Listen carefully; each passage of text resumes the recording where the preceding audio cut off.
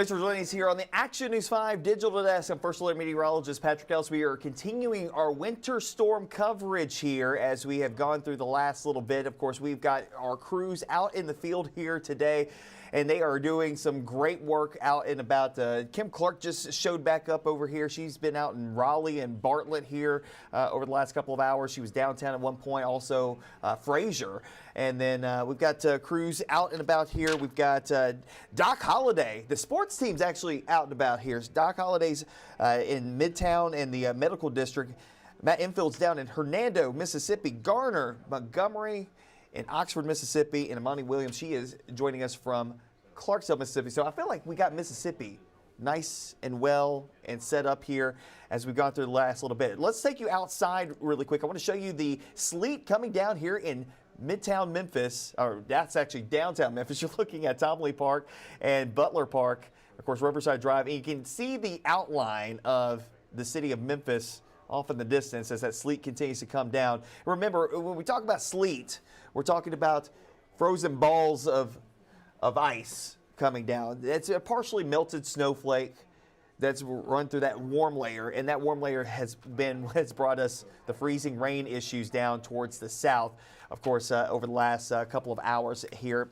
And, you know, it's going to be one of those situations that over the next few hours, we're probably going to see more in the way of sleet and freezing rain coming up here in just a couple of minutes. I'm going to let the guys get ready. I know they can hear me. I can't necessarily hear them, but get Doc and Matt ready to go as they are, you know, out and about in the field. And, of course, I'm looking at the monitors. We've got Garner Montgomery, like I said, down in Oxford, Mississippi, and Imani Williams. She is down in Clarksdale, Mississippi. So first off, let's go ahead and get ready. And we're going to go to Hernando, Mississippi, okay?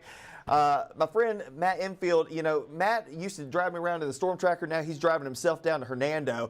Matt, how you doing? Is it cold? Are you feeling, you know, some warmth underneath your toes, something? Have you gotten a warm drink? How you doing today, my friend?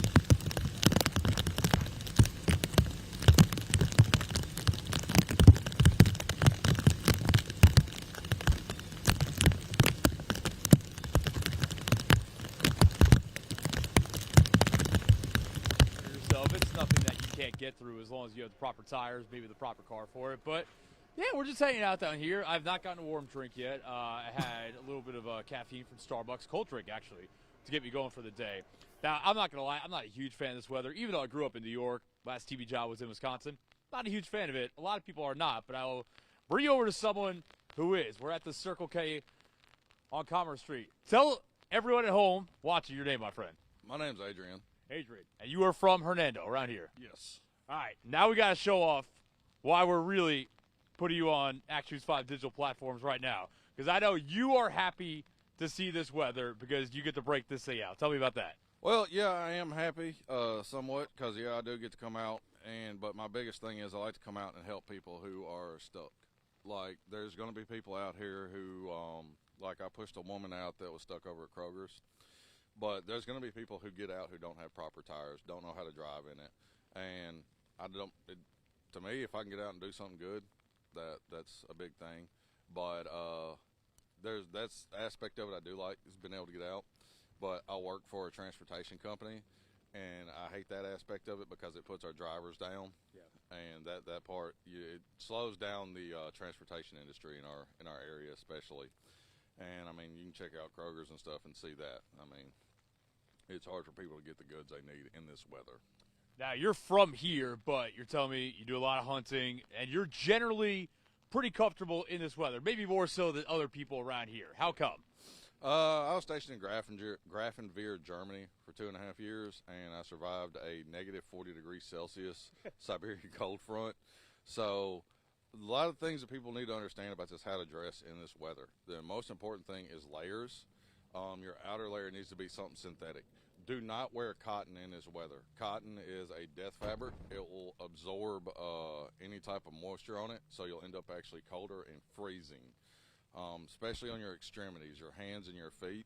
You need to make sure that they're covered and warm, because what will eventually happen is if you get too cold, your body will start actually pulling blood from your extremities into your core. So if you're going to be out, make sure that you dress in layers. If you do wear some type of organic fabric, make sure that's underneath the external layers and it's sealed so that it can't get wet. I will say, when he pulled up, one of the first things he said to me, he roasted me because of what he was talking about, because I'm wearing cotton sweatpants. Yeah. Now, I am wearing layers. We got like a couple pairs of pants underneath. We got the long johns.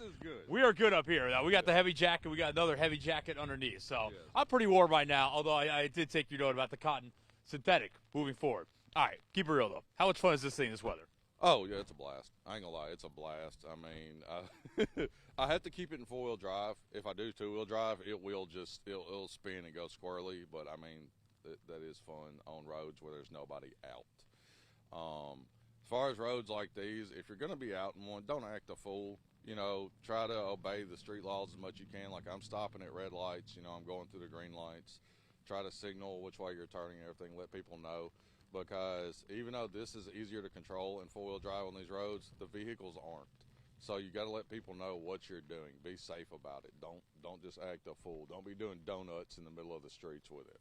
My guy Adrian from Hernando spitting bars about how to drive on the streets, how to dress in this weather. So a lot of good advice from my man. Hey, appreciate the time. Enjoy the rest of your day, all right? That's no problem. I appreciate it. And just remember, just keep your eye on the news, stay informed about the weather, and just be safe and try and stay warm. All right, he's been waiting around for us. He's got pastures. I know they just went to Son. They're trying to get on out of here and enjoy the rest of their day. Patrick, my friend, back to you for now. We'll have more updates from Hernando coming throughout the day. All right, appreciate it, Matt. And, of course, you stay safe out there. Adrian, stay safe as well, of course, with this cold weather moving into the area. Appreciate it, my friend. We'll come back to you a little bit later.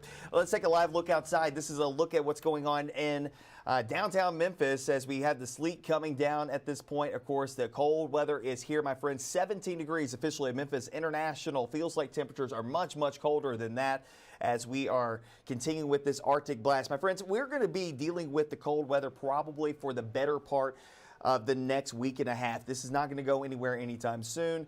And we're talking about temperatures below zero when it comes to wind chills. We've had that the last couple of days as far as things are concerned. You know, it's one of those things that we're just going to have to kind of work our way through here as far as the weather is concerned here in the next little bit. I'm going to work on getting up, let's see here, Live View 2. Let's go over here. I hear a Doc Holliday had to watch a Memphis Grizzlies game last night against the Pelicans, come back into work, and they standing out in the snow in Midtown Memphis, well, actually in the medical district. How you feeling, Doc? I know it's cold out there, my friend. Thanks for coming in for us today. This might be the last time you see me today or forever because it's cold out here, but I'm here in the medical district right here on Union Avenue and South Pauline Street, and the snow is getting a lot thicker than it was earlier today. Don't see as many automobiles on Union Avenue as we saw today, and which is a good thing because a lot of people are deciding to stay at home, but you do have some people that are out here. These are not ideal driving conditions. As a matter of fact, these aren't even ideal TV conditions, but hey, we got a job to do. We want to make sure everybody's safe and show everybody exactly what's going on out here in this blanketed white canvas here in the medical district in downtown Memphis. I'm with my videographer, Adam Chrysler. Couldn't really do this earlier. Can't really make a snowball. It's like an ice ball. But anyway, it's coming out and coming down really consistently. And, yeah, it's cold and it's freezing. You know what? Sometimes you volunteer for some things. You say, yeah, I do that, but you don't really know what's going on. Now we know what's going on. A whole bunch of cold weather and a whole bunch of rough driving conditions. But if you're in an automobile, if you're in a pickup truck, that's cool. But if you can stay home, we're going to continue to say that. If you can't stay home, stay home. Do not come out here. We have seen several automobiles stuck, slipping and sliding, and that's what you can expect in conditions like this. But right now, my condition and videographer Adam Chrysler's condition, it's cold, warm where you are, so you can take it back. Appreciate you, Doc, and of course, we'll come back to you, but go get warm, my friend, all right? Go get warm. All right, let's take a look at what's going on downtown Memphis. Once again, of course, we are still looking at the sleet coming down. Of course, it's Going to be like this for quite some time as we go through the next couple of hours here across the Mid-South. And, you know, we're going to talk more about some of these videos that have come in over the last couple of hours. Let's actually look at some power lines that went down in South Haven, Mississippi. This was at the corner of Sweeney and Rasco Road.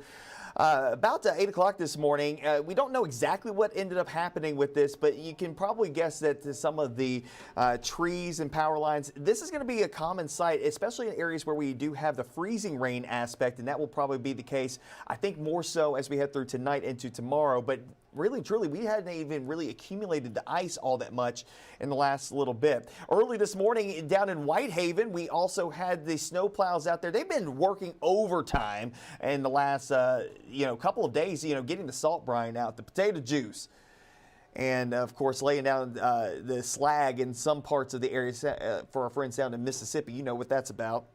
And that was going up and down Highway 51 Elvis Presley before things kind of kicked off really with the sleet. This was more of the snow that was moving through earlier this morning. Our Andrew Douglas out in Collierville, Tennessee. Well, half an inch to an inch of sleet and snow accumulation. I bet you if I call Andrew right now, he'd probably be like, "You're doing great on the digital desk, my friend." And then two, he'd be like, "Oh yeah, it's a little bit more now," after the sleet and snow that we had earlier this morning here across the Mid-South, as we continue to see this coming down. Again, like I said, it's coming down as sleet at this point.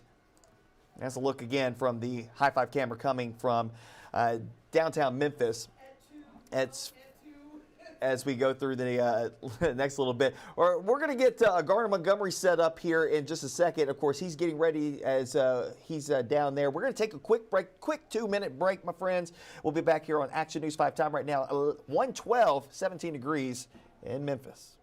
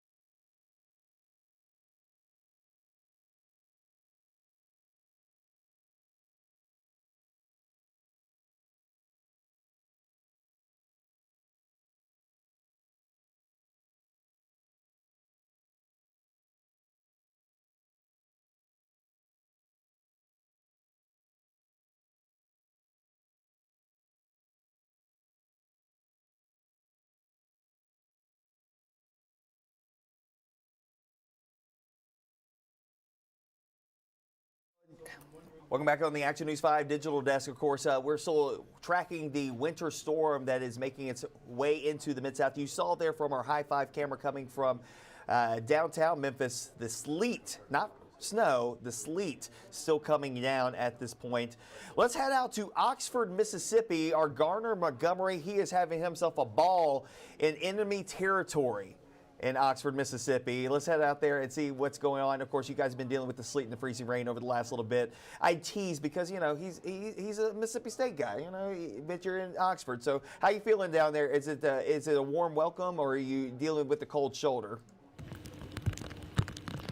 You know, it's not football season anymore, so I have no ill feelings about being in Oxford, especially since I did grow up in a house divided. I'm familiar with this area, have a lot of love for Oxford. The Ole Miss Rebels, it may be a different story, but one of the reasons I love Oxford is it's the home of some of the best literature to ever come from the South. I'm here at Roanoke, the home of William Faulkner. It's a popular tourist attraction, it's a historic landmark, but as you can see, they are closed due to the weather, and of course, based on everything that we've been sharing and you've been seeing out here, there's a good reason why. Let's pan out to see the roadways here.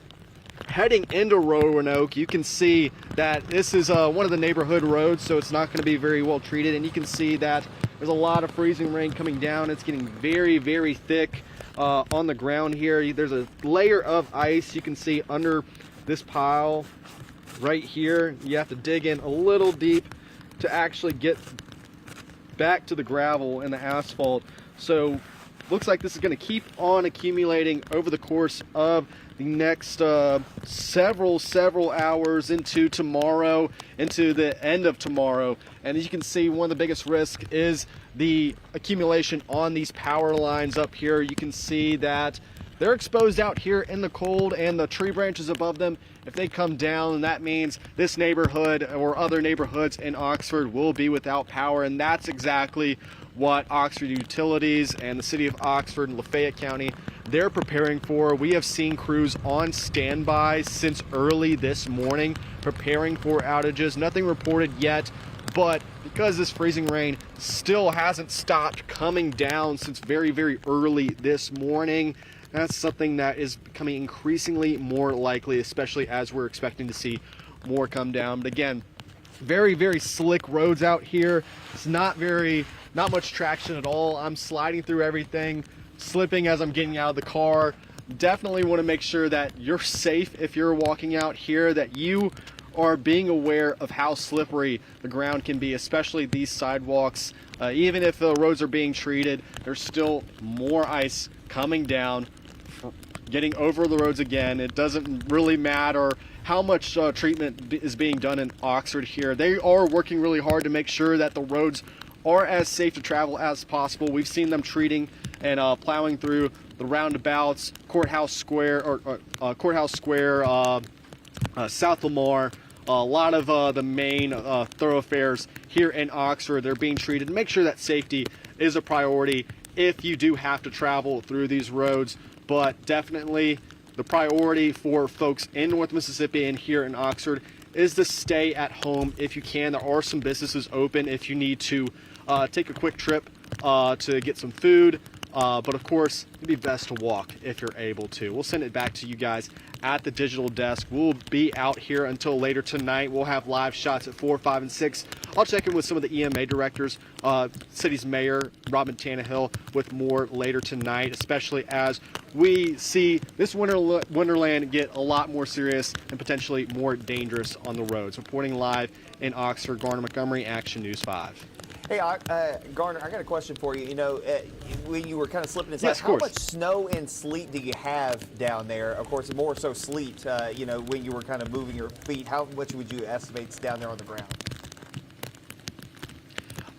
Based on an estimate, I would not say it's pretty much a fraction of an inch. It would go right down to the end of my fingernail, so that would be maybe a quarter or half an inch.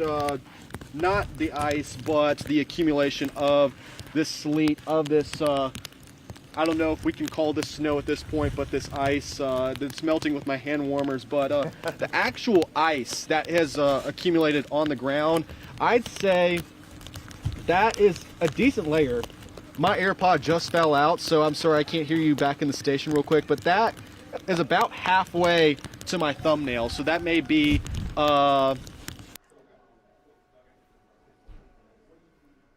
Okay. Well, apparently the Live View decided that it did not want to work in the cold as well. Thanks to Garner for sending that in. from Oxford, Mississippi. With that, it looks like we may have gotten kicked off there. That's a live look from our high five camera. Again, you heard from him. He's got about 1/4 of an inch of sleet accumulation, ice and sleet accumulation down there in Oxford. And of course, we'll try to get back with him as soon as possible. We're going to get working on getting our Imani Williams up as well. Right now it's 120. It's 17 degrees outside. Take a look at some of these pictures that we got in here as we've gone through the last little bit. This was Halo and Maestro. They're having some fun in the snow. Look at this little pup running through the snow. Hannah, do you know exactly where this was? You don't? Okay. Because look at that golden just running up through there. So cute. Halo and Maestro, fun in the snow. Another picture that we got in, actually this is a video, this is from Coldwater, Mississippi. And dog playing around in the snow as well. Actually, I think there's more sleet down there in Coldwater, Mississippi in northern Tate County. You know, the best part about doing snow and sleet coverage is the pets. And also seeing kids out there playing around. And we're going to work on getting some videos coming in from other places across the Mid-South. And then out of retirement, the one, the only, Dave Brown, coming out of retirement to get a snow accumulation in Halls, Tennessee. Early this morning, about 3.5 inches of snow up there. I'm pretty certain by the time we get to the end of this, it'll be a lot more than just that. We're going to take a quick break here for a couple of minutes. It's 1:21. We'll come back. We'll talk to Imani Williams. She is down in Clarksdale, Mississippi, with the latest on what's going on in Coahoma County.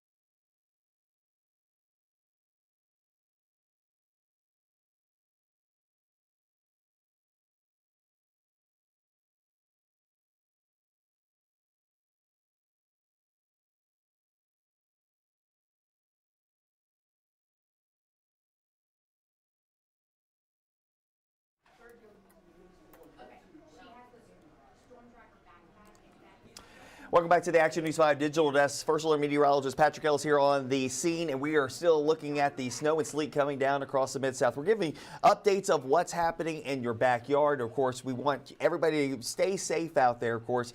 Yeah, it's fun to be out in the snow and the sleet, and, y'all's nephew, I got pictures of him playing around in the snow, got snow angels out in the backyard. Nice to see him enjoying himself. Well, we're stuck here in the studio, but of course, we've got our crews out and about here across the Mid-South. We've had, Matt Enfield down in Hernando, Mississippi today. We've had Garner Montgomery. For some reason, his live shot decided to go down as he was giving us that sleet estimate. But we'll try to get him back up here soon, and we'll try to go to Imani Williams sooner rather than later. It's going to be a cold go of things here And of course, the sleet and the snow has been coming down in the last couple of hours. Still coming down. That's our Northwest Mississippi Community College high five camera. That's coming from Senatobia, and still dealing with issues of sleet and freezing rain on the way. Tate County is also involved in that ice storm warning that unfortunately we're going to be dealing with for a longer period of time. Of course, we're not done just yet as far as things are concerned. So what we're going to do now, let me get this pulled up here. Of course, we're looking at Northwest Mississippi Community College and our high five camera there at Northwest. But I do want to go over and see what's going on. Let me make sure I got the right thing in here, because I I've already messed it up once. And Hannah's looking like she's but I did, I'm not Andrew Douglas. I'm trying to get there though. Okay, I'm not as smooth over here on the digital desk, and the reason why is because we're just we're playing around, but we're still here to inform you about what's going on. Make sure I got live view for it. There she is. That is Imani Williams, my friends. Imani, down in Clarksdale, Mississippi. How you feeling? It looks cold. It looks like it's still sleeting. Is it? Are people enjoying themselves out there? And have you warmed up at any time this morning? Good, or this afternoon, rather?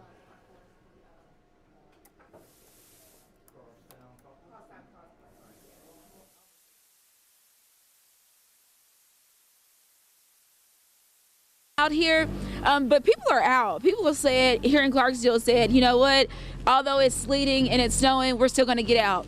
There is a lot of people out here for the conditions, but I did speak with the police chief. Oh Lord, and it is very windy as well, so it hurts actually to even feel the sleet and the wind blowing on you. So if you don't have to get out, make sure to not get out right now, just because it is very windy and a lot of sleet coming down. Now there are people that are at the auditorium trying to stay warm and to get a hot meal through all these conditions. I have spoken with some residents here that have been driving around. They said the roads are not good. They said it's not as much slippery, but there's so much snow and ice on the ground that it's making it hard to drive through those conditions right now.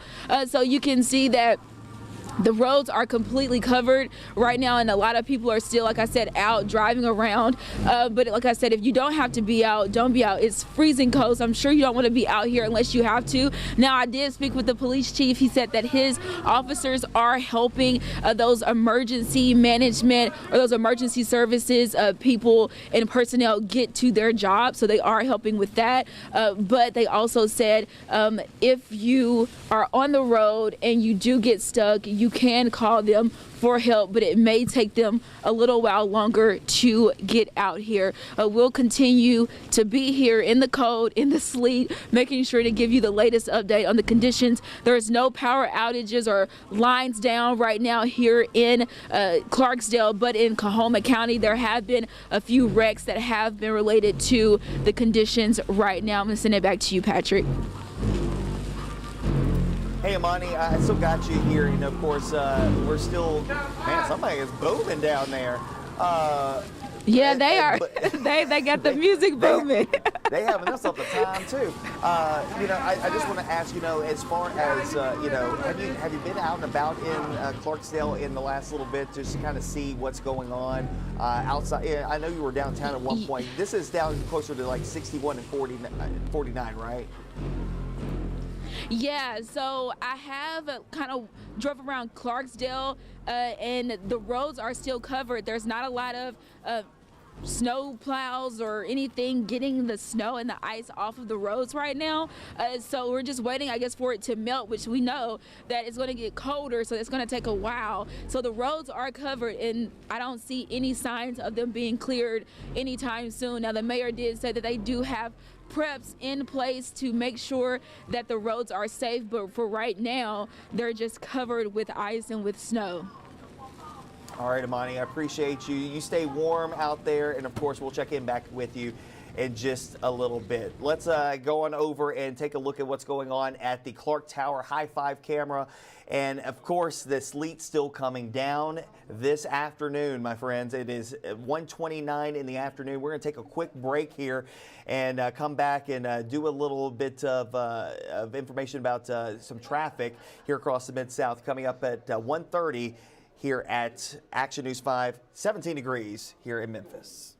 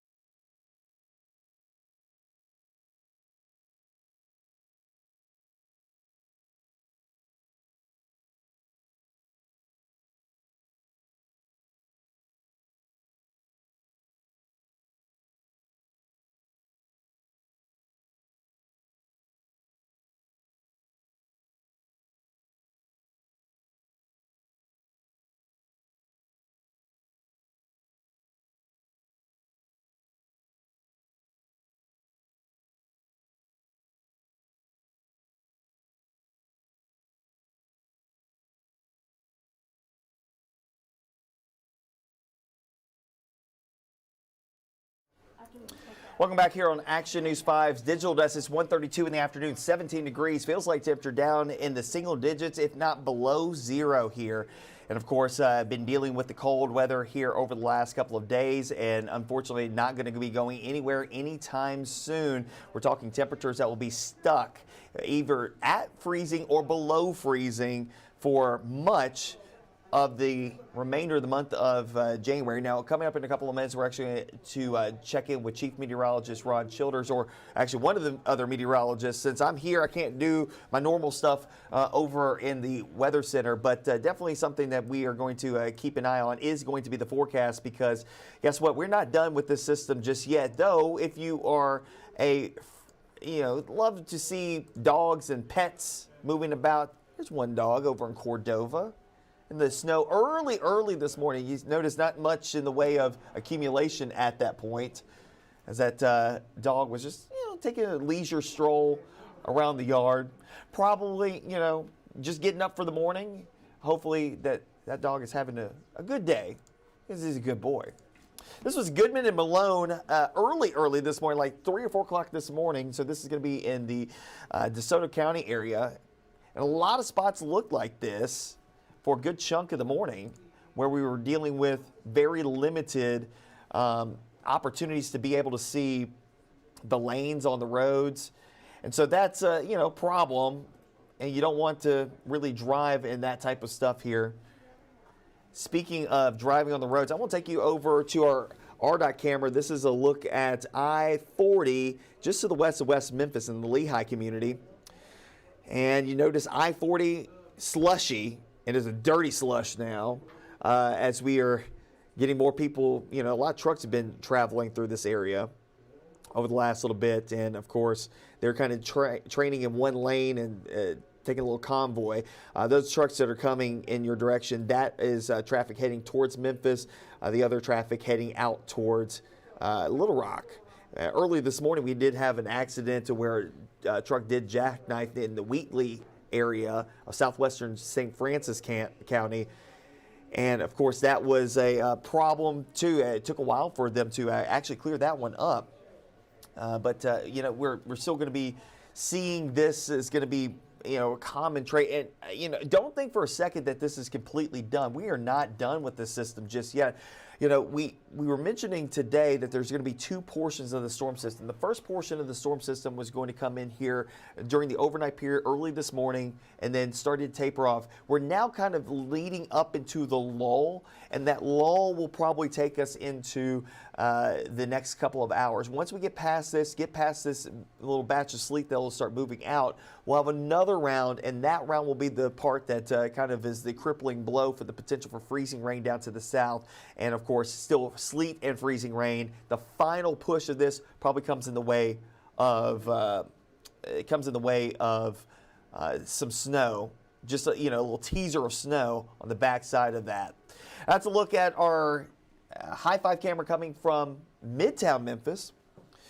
Tell you what, not looking so great. That's actually looking towards the Memphis International Airport. You can tell probably why they did, not a lot of people being able to fly out of the international airport here.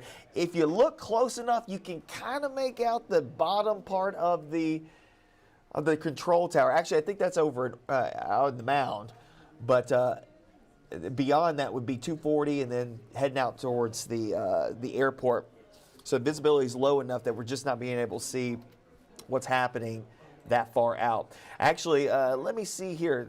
Let me see if I can get that traffic camera up here, because it looks like we have an accident 55 southbound in Crittenden County, but I don't think we got a camera that's going to be able to look at this, though. Let me just check really quickly. No, I think it's going to be too far away. It's going to be close to the 555 interchange, so we'll take a look at that with our RDOT camera. This is at 555 and 55. They're northern portions of Crittenden County. Got a report of a southbound accident. So coming out of Mississippi County coming into Crittenden County, got an accident southbound. Not far away from this exit, but they don't have the camera turned. But look at the bridge. That's the bridge structure coming back over towards 555. As we go into the next little bit, if you're trying to get to Jonesboro, or maybe somebody coming back from Jonesboro, that's what they're going to have to contend with this kind of messy situation unfolding. So let's take another look at a couple of these pictures and videos that we've gotten in. We got a video from Angela Kelly. This is of a therapy dog, and that dog was so sweet. Just, wouldn't you just, any dog, honestly, I feel like any dog's a therapy dog. One of our producers brought his French Bulldog in here. Sweet little thing until he started barking. He's laughing. But I tell you what, seeing the dogs just out there and enjoying themselves, and the kids too. And I think soon enough we're going to get some video from Johnny Knox, one of our photographers. He was out with Kim Clark at Mount Bartlett. We saw those videos of those kids flying down Mount Bartlett there on the side of Bartlett Boulevard, near the soccer fields. Early this morning in Lauderdale County, Ripley, Tennessee. If you've never been to Ripley, Tennessee, they've got a beautiful town square up there. It's a beautiful area. Same thing in Covington. The Lauderdale County Sheriff's Office sharing some photos of the snow early this morning. I think they got a bunch more than what they showed here. This was obviously prior to sunrise. I think it's like 5 o'clock this morning. So if we checked in with them now, I think they have a boatload more of snow than what we saw. So what we're going to do here, we're going to take a quick commercial break here. Of course, when I say commercial break, we're just going to take a little break and take a breather here on the Action News 5 Digital Desk. Time right now is 1:39, 17 degrees here in Memphis.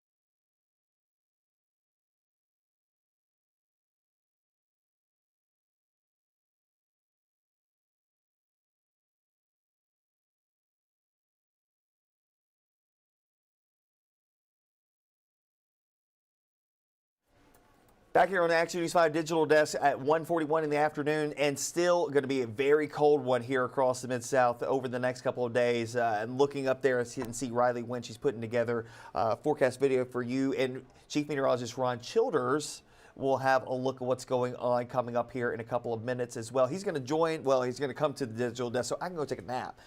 I don't think I've slept more than maybe like 2 hours in the last 4 days, but we're here. And we're live with you here and getting you through it. Whitehaven, Tennessee, early this morning, of course, our Jerry Askin was down there and got some video of the snowplows making their way through the city of Memphis. And the city of Memphis actually, with their plows earlier this morning, rolling through 16 miles an hour. You know, that's actually cool to see that you can actually see their speed as they're moving through. Don't know exactly what part of town this was in, but you see somebody actually walking down the street as the sleet was pelting this. Oh, she says it's under the ticker. I can't see it. That's a problem. So apparently I'm supposed to, apparently underneath the ticker, that's where they tell you where it's actually located at. But it's Poplar. Poplar and what? Okay.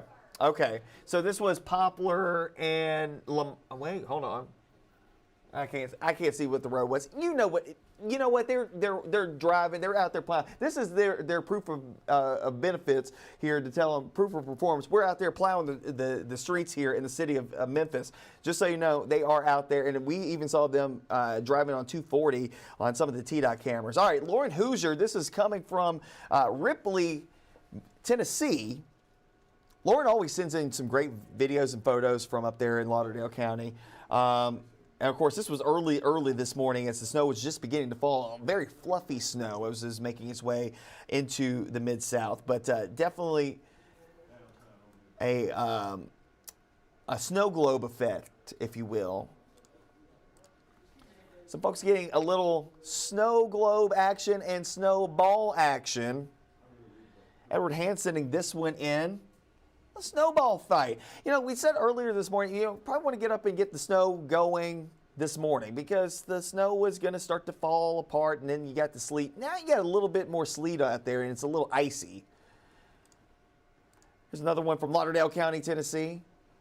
Chelsea Lewis, her family, all bundled up, ready for the snow and enjoying themselves here on this snow day in the Mid-South.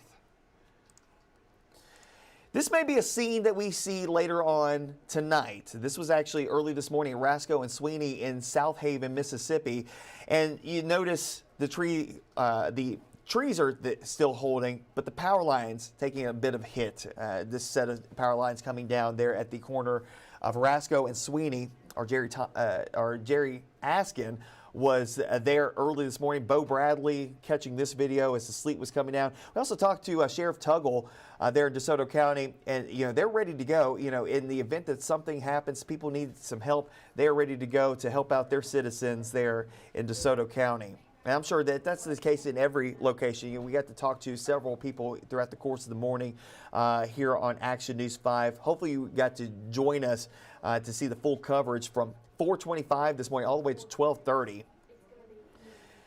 And it's going to be, you know, a longer duration. We're going to check in with those folks again tomorrow because I have a sneaky suspicion that by tomorrow the impacts may be even higher.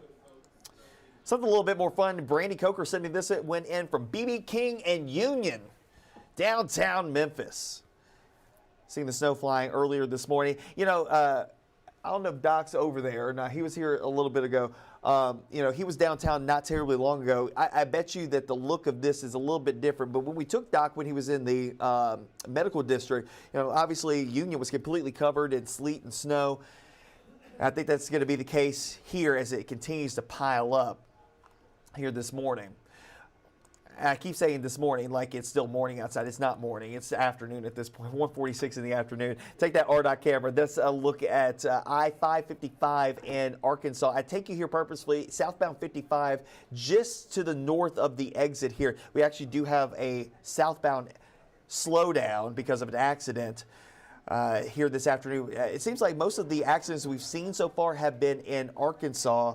when it comes down to this, but we did get a report of a deadly accident in Dyer County. That happened early this morning, just south of Dyersburg.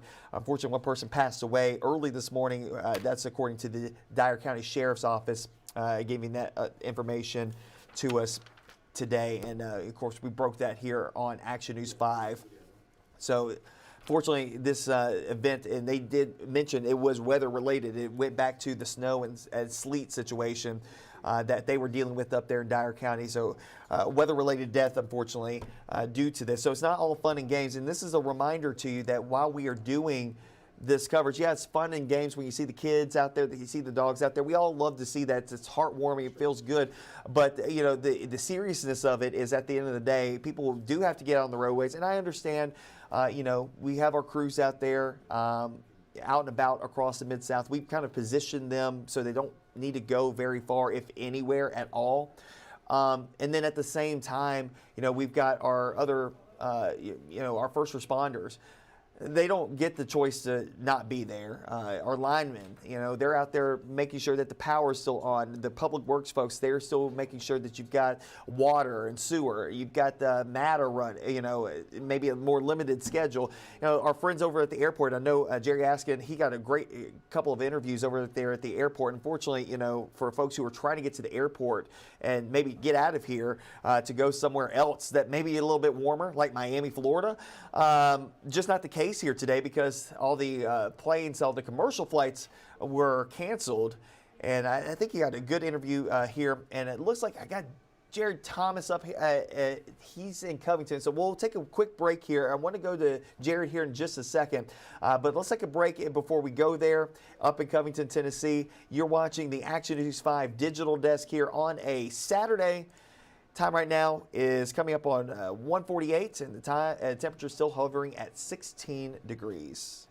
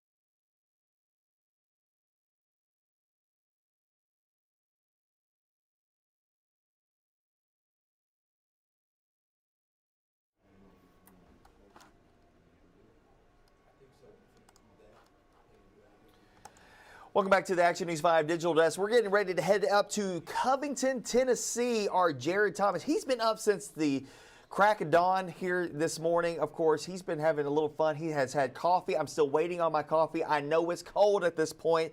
Jared, how you feeling up there in Covington? I see you met some more friends. They got some side-by-sides. They're finna go riding, aren't they?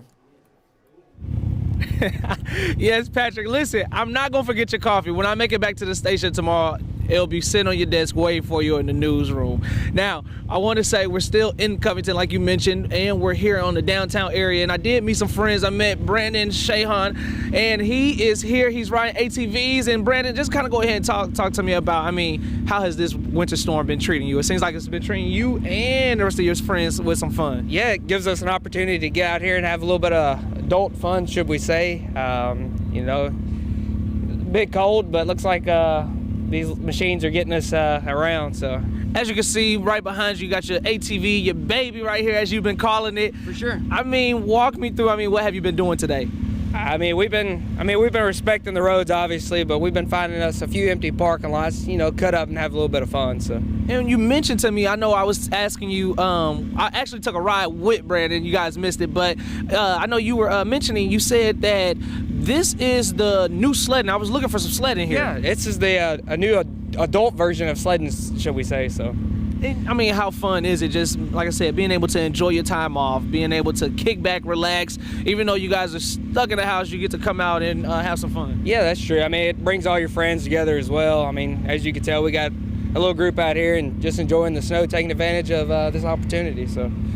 Perfect. Well, thank you so much. I appreciate it. Like I said, so 1, you want to be safe. 2, make sure you're driving on the roads carefully. And then 3, make sure you pay attention to that Covington curfew that the mayor had launched out for a state of emergency. That is from 6 p.m. to 6 a.m. So you want to make sure you're following that. If you do not need to be on the roads tonight, do not be on the roads. Only go to the roads if you have work, important work, if you're going to the hospital, or if it's an emergency. Make sure you're being careful with that. Another thing is, we did speak to Public Works a little bit earlier, and Public Works said that so far so good. Everything is working fine. Everything is properly. No pipes have been bursting. Electricity is still up and running, so that is a good thing. One thing that they did mention is they want to clear the roads, and so I know we've been seeing people up and down the highway a little bit, so make sure you're clearing the roads and giving them that time. I know I spoke to the Public Works manager, who says that by clearing the roads, it'll be able to make them have an easier day and an easier night with clearing the roads, getting the snow removed, dropping the salt, and all the good jazz. So this can be up and gone by Monday, hopefully Monday, if Patrick lets us. So in the meantime, I'm Jared Thomas reporting live in Covington, Action News 5. I'm sending it back to you, Patrick. Look here, Jared, I wanted to be gone as much as you wanted to be gone here. I tell you what, though, I still want the coffee, but I want it hot. I don't want a cold one, so you're going to have to give me a fresh one before you come back down here, all right? What type of coffee do you want? I got you. I'm listening right now. Listen, I don't know. I forgot what I don't think they have a Starbucks up there in Covington, but I feel like there's probably a really good coffee shop. Okay, not a mass-produced one, but find me a good coffee shop from Covington, Tennessee, and I'll drink it on the air. I definitely will. I got you. All right, I appreciate you. And stay warm out there, and tell those guys, hey, they need to be safe as well, of course, out there on the side-by-side. So, look, those Can-Ams, they're fun. I hope you have fun riding on it. Yes. So I'm a little jealous. 100%. Okay? All right, we'll talk to you later. All right, appreciate you. You and Richard probably need to go take a nap at some point too.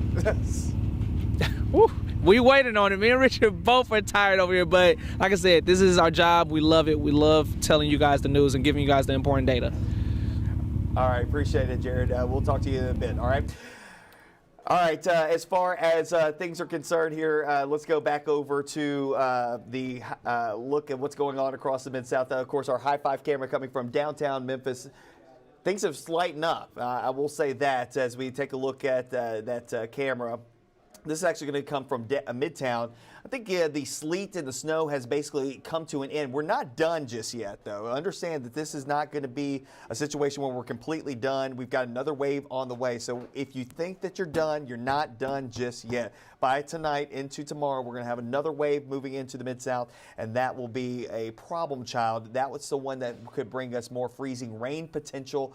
That will last all the way through the overnight period tonight into the early hours of your day tomorrow. So definitely something that you need to be prepared for here across the Mid-South.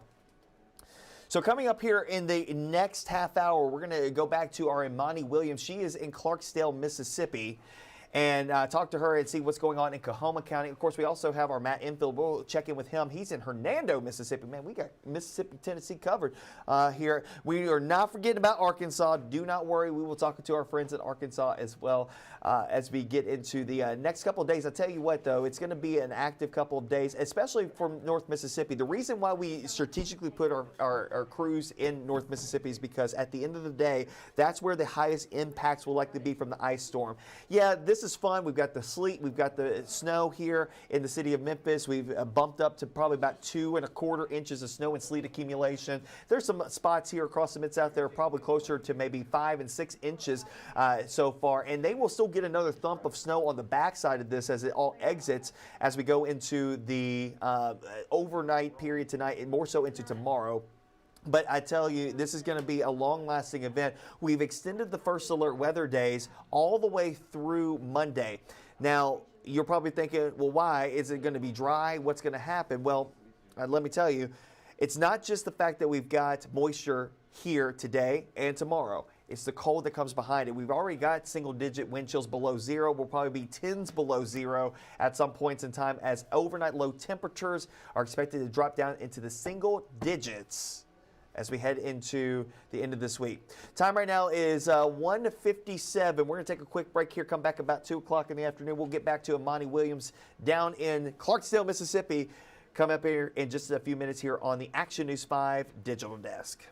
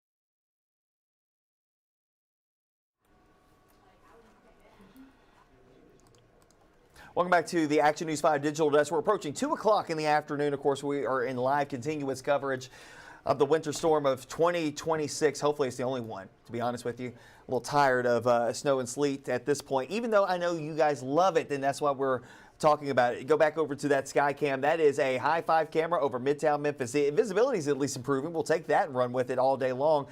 But we're just getting into a lull in the activity. That lull in the activity will likely take us all the way through the next couple of hours. So at least we get a moment in time where things are not falling out of the sky, at least in Memphis. Not everywhere. Actually, I'm looking at the radar, and we're still seeing precipitation coming down in places like Oxford. We'll get to our Gardner Montgomery here in a couple of minutes. Let's get out to Armani Williams. She is in Clarksdale, Mississippi with a live update. Good afternoon, Amani. How you feeling? Is it cold? I see you moved shots here in the last couple of minutes. Where are you at now? Yeah, so we did move our shots. We are still kind of on this main thoroughway here in Clarksdale. But I heard you say that there's not anything coming down in Memphis. Well, that has not been the case here in Clarksdale, Mississippi. Since we got here last night on our drive here around 9 o'clock last night, there was sleet coming down or freezing rain. It was some type of precipitation. I am not the meteorologist. You are, Patrick. But it was something coming down last night on our drive here. And so we woke up this morning and we saw snow, and now it is sleet coming down very hard, and it's also very windy. So mixed with the sleet, the wind, and everything else, it is freezing cold out here, but that has not stopped the residents here in Clarksdale. They are still driving. There is very fast. They are driving very fast. They must be used to this because they are driving fast up and down the roads. But I did speak with the mayor and the police chief. They both said, let's not drive that fast up and down the roads because it is a lot of snow, a lot of ice on the roads, but places are still open. O'Reilly Auto Parts, there are a lot of local restaurants that are open. Popeyes is open, Burger King. So they're driving to make sure they have places to eat. Burger King is open. They are even making the crowns inside of the restaurant over there. She's waving at us, hey y'all, hey. They are staying warm while we are out here in the freezing cold. But it is okay because we're making sure that they know the conditions of what it is out here. So when they do leave work or if they come into work, they'll know how to be safe. And we're going to continue to be out here and make sure to give you the latest updates. They do have an auditorium open here in Clarksdale. If you need somewhere warm to stay and if you need a warm meal, they do have those doors open for you to make sure that happens. Patrick? Well, Amani, maybe you can go inside the establishment that you're standing outside and get a little warm up there. I appreciate you getting out there with Darren. Of course, you guys have been rocking and rolling since you got up here about noontime today. Of course, you guys had a long day yesterday just to even get down there, right? What time did you guys get into Clarksdale last night?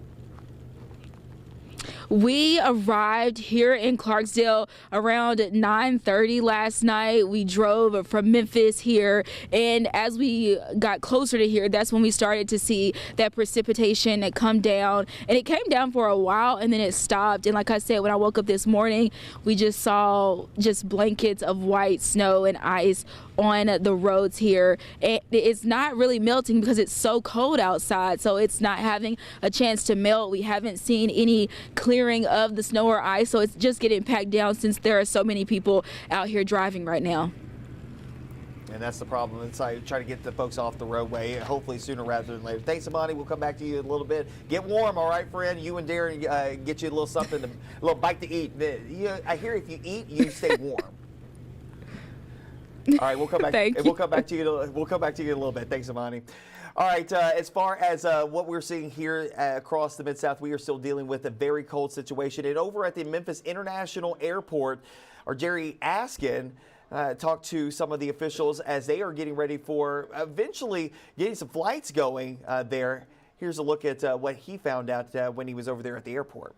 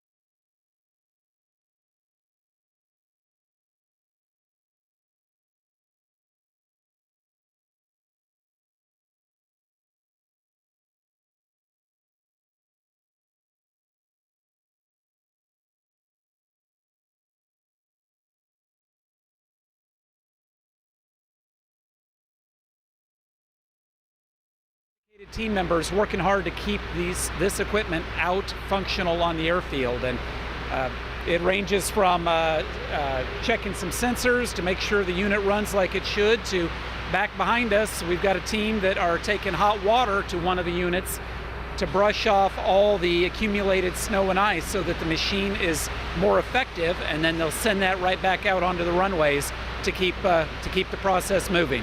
And how important is it that you all are constantly making sure your fleet is up to date and ready for winter weather like this? Oh, it's paramount. If we do not have the fleet mechanics, so we have 9 of the most dedicated individuals you can imagine keeping this equipment running and operational, then this snowplow doesn't run. And if the snowplow doesn't run, then we can't clear a runway, and then no airplanes are coming and going. So this is central to keeping the operation happening here at MEM. And this snowplow here, the price tag $1 million. $1 million for the low price. And we've got more than a dozen of the units like this, and we've got several others out there. We've got a couple of snow blowers, if you can believe it, that will move 5,000 tons of snow in an hour. They literally could eat a car and keep right on going. And that's just the type of investment we make in the operation here at MEM to make sure that we are open and able to accept airplanes and the airlines when they're ready. Thank you, Terry Ballou, Airport CEO here at MEM. Thank you for your time and all you do to keep us safe. Thank you, Terry. Again, we are inside the Fleet Management Department here at MEM, an exclusive look at the equipment used to keep the runways and the airport safe here at MEM. I'm Jerry Askin. Back to you. Thanks, Jerry. Of course, that was an exclusive look inside that fleet management facility at MEM, which is pretty cool to be able to see the snowplows. I mean, you got to think about how large those runways are width-wise and then lengthwise as well. And they have, what, 4 of them? So, you know, they got to keep them cleared, plus the taxiways. That's a lot of work that they got to undertake, and not to mention the de-icing facility that they just reopened or just opened there at MEM, the brand new one. That is probably going to be in good use here soon enough. All right, let's take a break really quickly. Actually, I'm going to work on getting up Garner Montgomery, because guess what? He is actually in Oxford, Mississippi, and he is getting ready for some things. I saw your live shot not terribly long ago, Garner, and I saw a whole bunch of kids doing kid things. Hopefully they're okay, and are they still sitting up at the hill? Good afternoon, Garner. Hey, are y'all taking me right now, or are we going to a break first? Yeah, just want to check with you, Patrick. No, we're live on you right now. Okay, we're live right now. Okay, Dan, let's get ready, because we want to see some of this action here. Some fraternity brothers out sledding today, taking advantage of the hills here in Lamar Park. It's a lot more wet. It's a lot sloshier than it was here earlier in the day. It was freezing rain earlier and some sleet. This is just looks like rain once it hits the ground, so it's taking longer to freeze. But let's see if we can get a good slide while we're live on air. Guys, give us a good one. Give us a good one. We need one for the camera. We need a slide. We need a slide. All right. You can see that they're using trash lids, tables, anything they can. We've got some people here with cardboard boxes, using anything they can. This is how we do sledding down here in Mississippi, doing the best we can. It looks like a lot of people are taking advantage. A lot of the young folks here in Oxford are taking advantage of this weather. I know it's going to look a lot worse than this later on. We are hearing reports that ice is accumulating on some of the trees, and we may see more likelihood of power outages in the days ahead, and some trees coming down. There's going to be a strain in Oxford once this rain starts to freeze over what's already accumulated so far.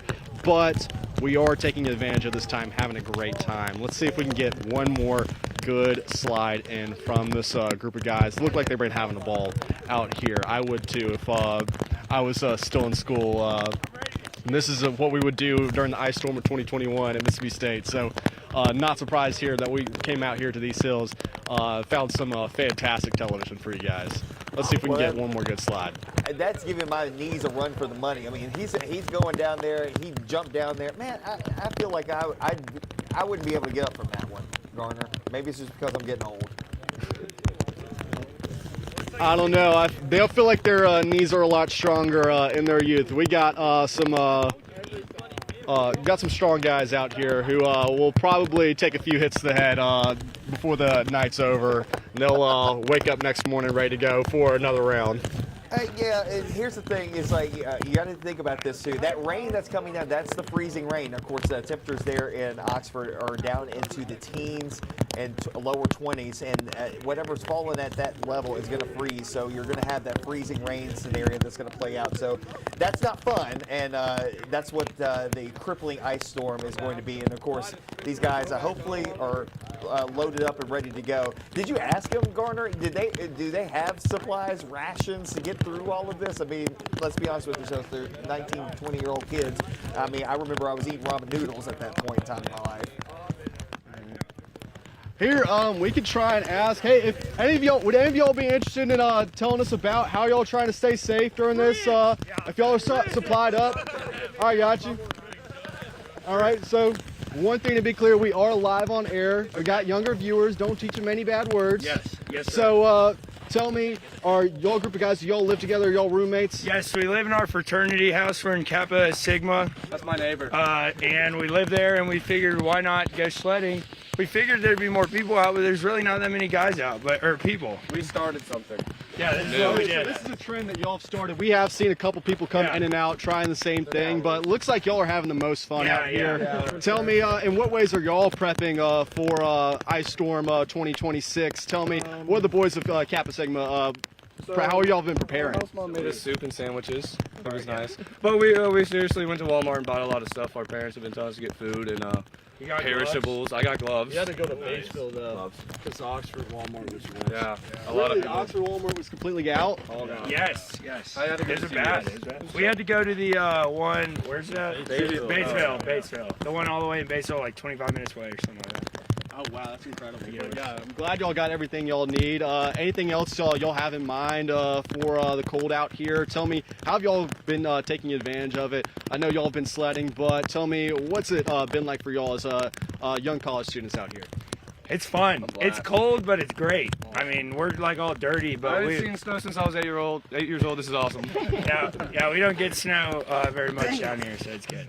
Oh yeah, I'm glad that folks are out here having a good time because of course we're warning everyone about safety concerns, especially driving on these roads. It's going to get very icy, so we want you guys to stay safe. We want you guys to have a good time while you're out here and take advantage of this weather. We'll send it back to you guys in the studio. Well, it looks like folks in Oxford, you know, we talk about safety concerns, but the people, the community here, the students here, looks like they're all coming together and making sure that they can get through this experience with a smile on their face and their heads up high. Looks like it's going to be a good time here in Oxford this week, despite this icy conditions. Yeah, let's hope that that's the case. Tell you guys to stay safe out there. And like I said on television, I'm not your dad, but don't do anything crazy out there. Thanks, Garner. Appreciate you. All right, let's look at what's going on as far as things are concerned outside here at Action News 5. That's a live look outside from our High 5 camera. We got the sleet still coming down. Again, we have transitioned fully over to sleet for a while. This is not going to be a snow thing until maybe tomorrow afternoon. We'll take a look at the other things across the Mid-South coming up in a couple of minutes. Of course, I need to go take a nap at some point, I hear. That's what I've been told, at least. And we will have more live coverage here on the Action News 5 digital desk. Chief Meteorologist Ron Childers is taking over for me for a little bit so I can go get the nap and hopefully be back here by midnight tonight and hopefully not slip and slide myself to get back here to the television station. So we'll be right back, and next time I see you, I'll see you on the TV tomorrow morning starting at midnight. Chief Meteorologist Ron Childers coming up here in just a moment.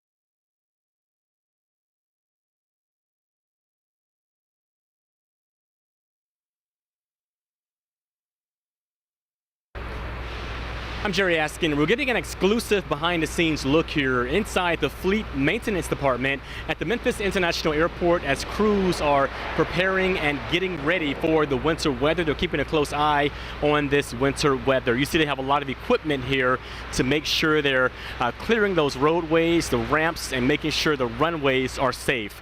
Joining us now is Airport CEO Terry Blue to discuss exactly what's happening here and as you all are monitoring this winter weather.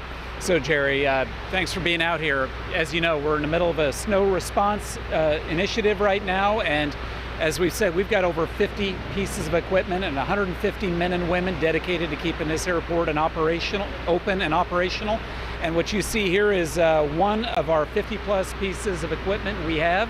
This is a $1 million snowplow that it's got 3 functions on it: a 24-foot blade on the front, an 18-foot broom in the middle, and a blower in the back. And we've got dedicated team members working hard to keep this equipment out functional on the airfield. And it ranges from checking some sensors to make sure the unit runs like it should, to back behind us, we've got a team that are taking hot water to one of the units to brush off all the accumulated snow and ice so that the machine is more effective, and then they'll send that right back out onto the runways to keep the process moving. And how important is it that you all are constantly making sure your fleet is up to date and ready for winter weather like this? Oh, it's paramount. If we do not have the fleet mechanics, so we have 9 of the most dedicated individuals you can imagine keeping this equipment running and operational, then this snowplow doesn't run. And if this snowplow doesn't run, then we can't clear a runway, and then no airplanes are coming and going. So this is central to keeping the operation happening here at MEM. And this snowplow here, the price tag $1 million. $1 million for the low price. And we've got more than a dozen of the units like this, and we've got several others out there. We've got a couple of snow blowers, if you can believe it, that will move 5,000 tons of snow in an hour. They literally could eat a car and keep right on going. And that's just the type of investment we make in the operation here at MEM to make sure that we are open and able to accept airplanes and the airlines when they're ready.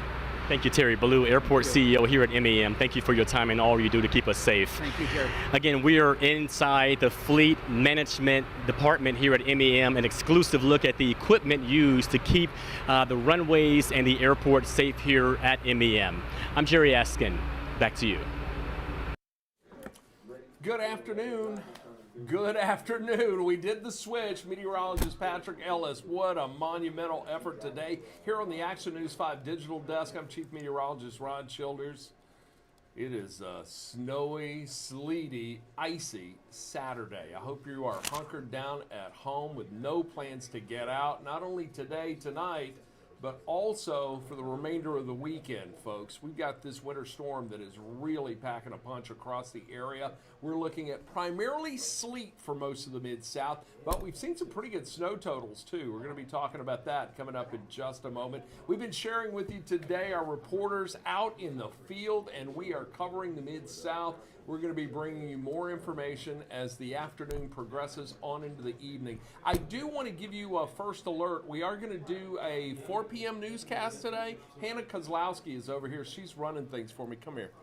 Come here. No, she won't even come on camera. But Hannah's running the desk for me here this afternoon. But I do want to let you know we've got a 4 p.m. newscast that we're going to do, a special Saturday afternoon 4 p.m. newscast. But I also want to remind you, you can watch Action News 5 and our digital desk stream on all of the streaming apps that are out there, or streaming devices that are out there. Just download the Action News 5 Action News 5 News app.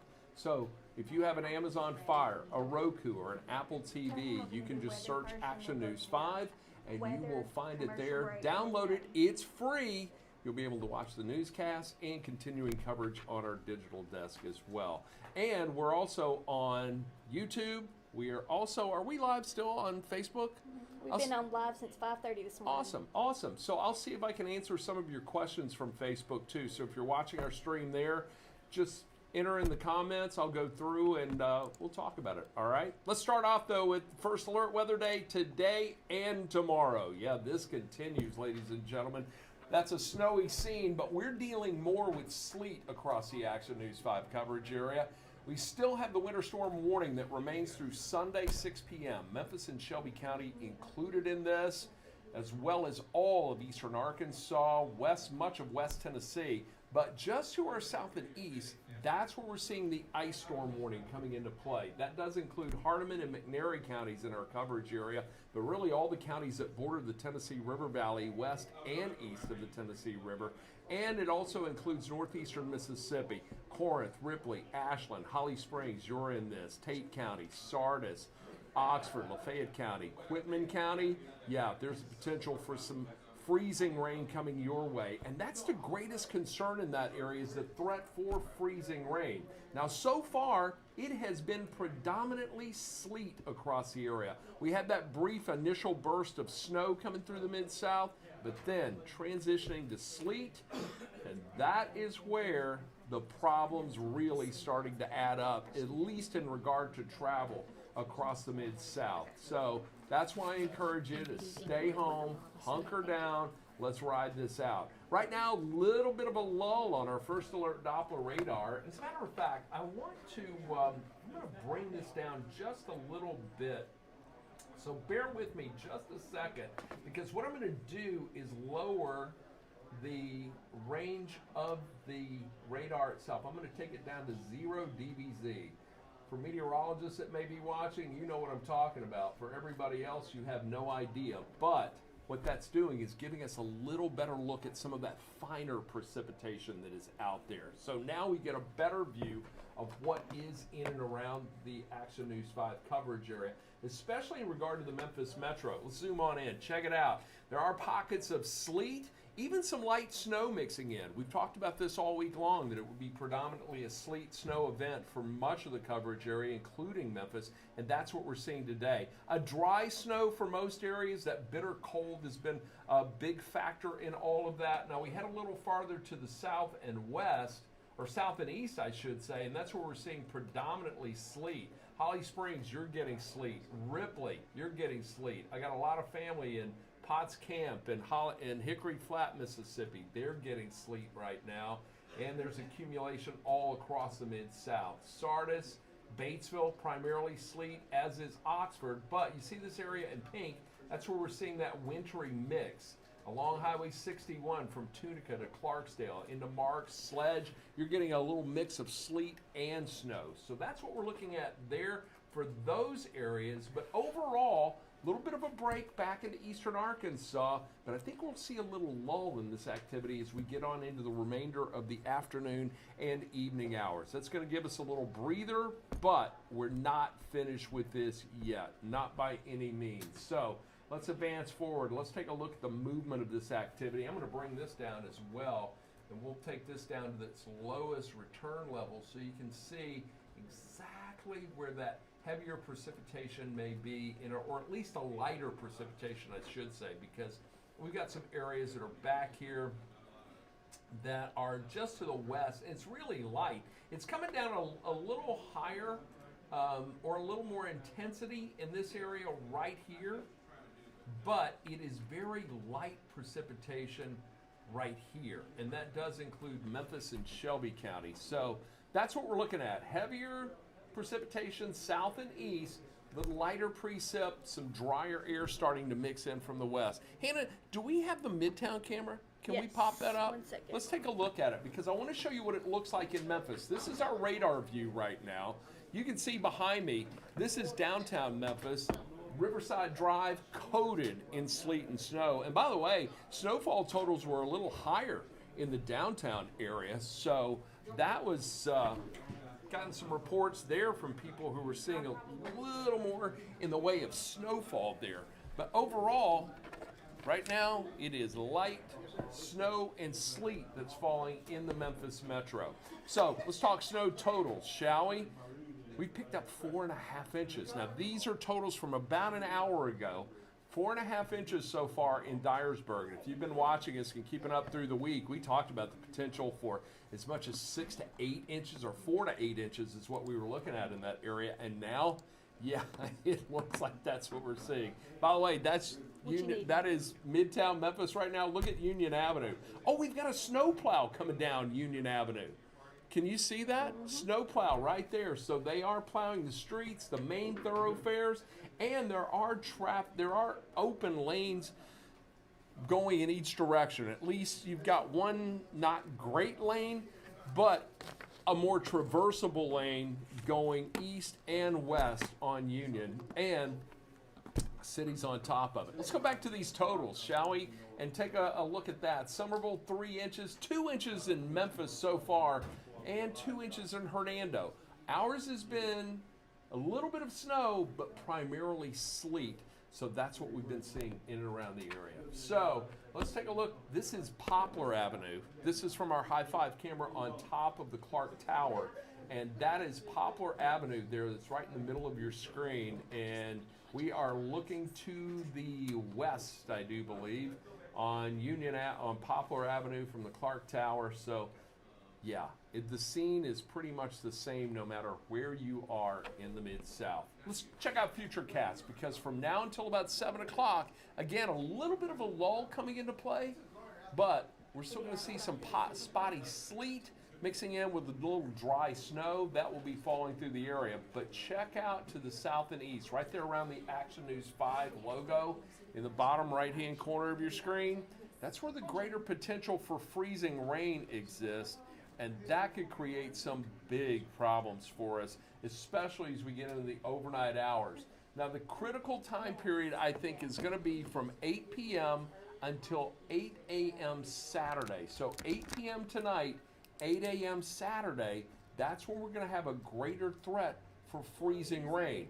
Right now, we're thinking it is going to be in northeastern Mississippi and just to the west of 55 for the most part. But the potential for freezing rain will exist anywhere south of I-40 and east of the Mississippi River.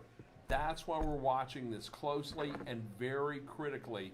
So we want you to that's why I encourage you, stay home. Just stay home and let's ride this storm out. We'll get you through it. We'll bring you all the information you need and just give you an idea of what's coming our way as we wrap up the weekend. So we stream through midnight. Look at this, still coming down, but notice the intensity of the liquid precipitation from Selmer to Corinth, Ripley, and Oxford. And look at these temperatures. 25 in Selmer, 26 in Corinth. Same thing in Ripley, so well below freezing. But as that precipitation falls in liquid form, it's going to adhere to anything and everything it comes in contact with. So it is so important that you do not travel tonight. Stay off the roads no matter where you are in the Mid-South, and especially across northern Mississippi. If we get several hours of freezing rain, that's liquid precipitation that will fall on a surface that's at or below freezing. It adheres to anything and everything it comes in contact with. That has a potential to bring down power lines, trees, travel nearly impossible. So we could be dealing with some big problems tonight. That's 2 a.m. Sunday. Let's advance forward to about 4 a.m. Still dealing with a little bit of a warm nose coming on through, but a better probability of that now shifting east into Middle Tennessee. If you were going to travel, had any plans to travel 40 from Memphis to Nashville, or if you're in Nashville and watching and trying to get to Memphis, I advise you to stay. Cancel any travel plans you may have, because Nashville, northern Alabama are in for a potentially hard-hitting ice storm coming their way tonight in the form of freezing rain.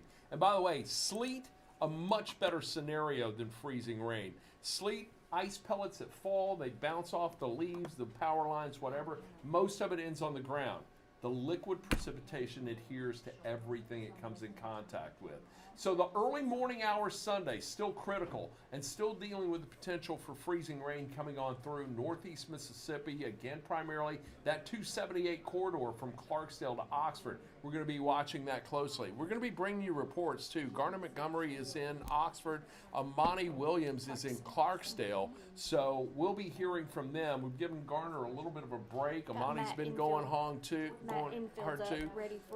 Matt Enfield, we're going to talk to him in just a moment, but I want to advance this on through because by noon Sunday, The vast majority of the precipitation is out of here, all right? So it should be gone. We're going to be in much better shape, but we could still see a few snow showers that extend into Sunday afternoon and evening, but the bulk of the precipitation's gone. But notice on the right side of your screen, there's going to be freezing rain coming down in Nashville all the way into northern Alabama. My heart goes out to everybody in that area.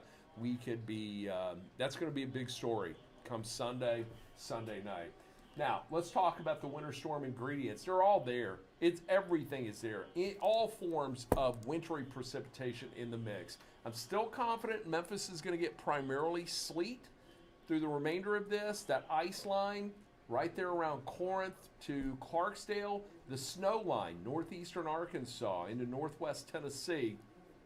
But that ice line may shift a little farther south as we get, or a little farther north and east, or west, I should say. I'm getting my directions mixed up, but it could slide a little farther north and west, bringing a slightly better chance for freezing rain into the Memphis metro.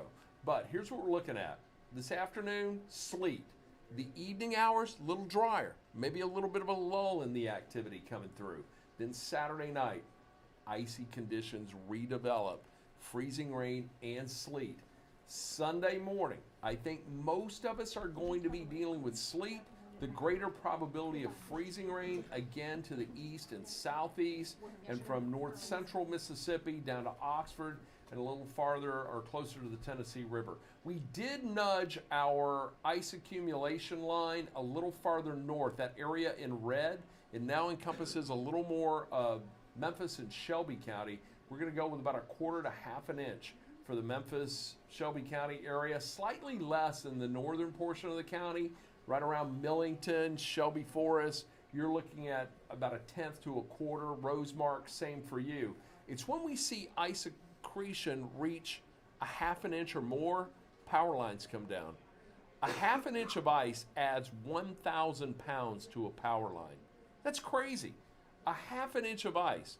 You get 1.5 inches of ice, that's 1,500 pounds of weight right there on that power line. They're coming down. So, excuse me, as we continue the night, that's what we're going to be watching the closest, is that ice accumulation. But not only the ice, we've got the extreme cold to deal with. Yeah, extreme cold warning in effect until 12 p.m. Tuesday. Can you believe it? We are going to come close to the freezing mark at that time. Still, I think we'll be a little below it, but we are going to be dealing with some bitter, bitter cold. Overnight lows will be in the single digits, and that cold already in place. Wynne, Arkansas, it's 12. It's 16 in Dyersburg. The warmest temperature in the Action News 5 coverage area, 28 degrees in Oxford, 27 in Corinth. Memphis checking in at 17, but feeling even colder. It feels like it's 2 degrees. And I can tell you, I drove in a little while ago. It feels like every bit of it.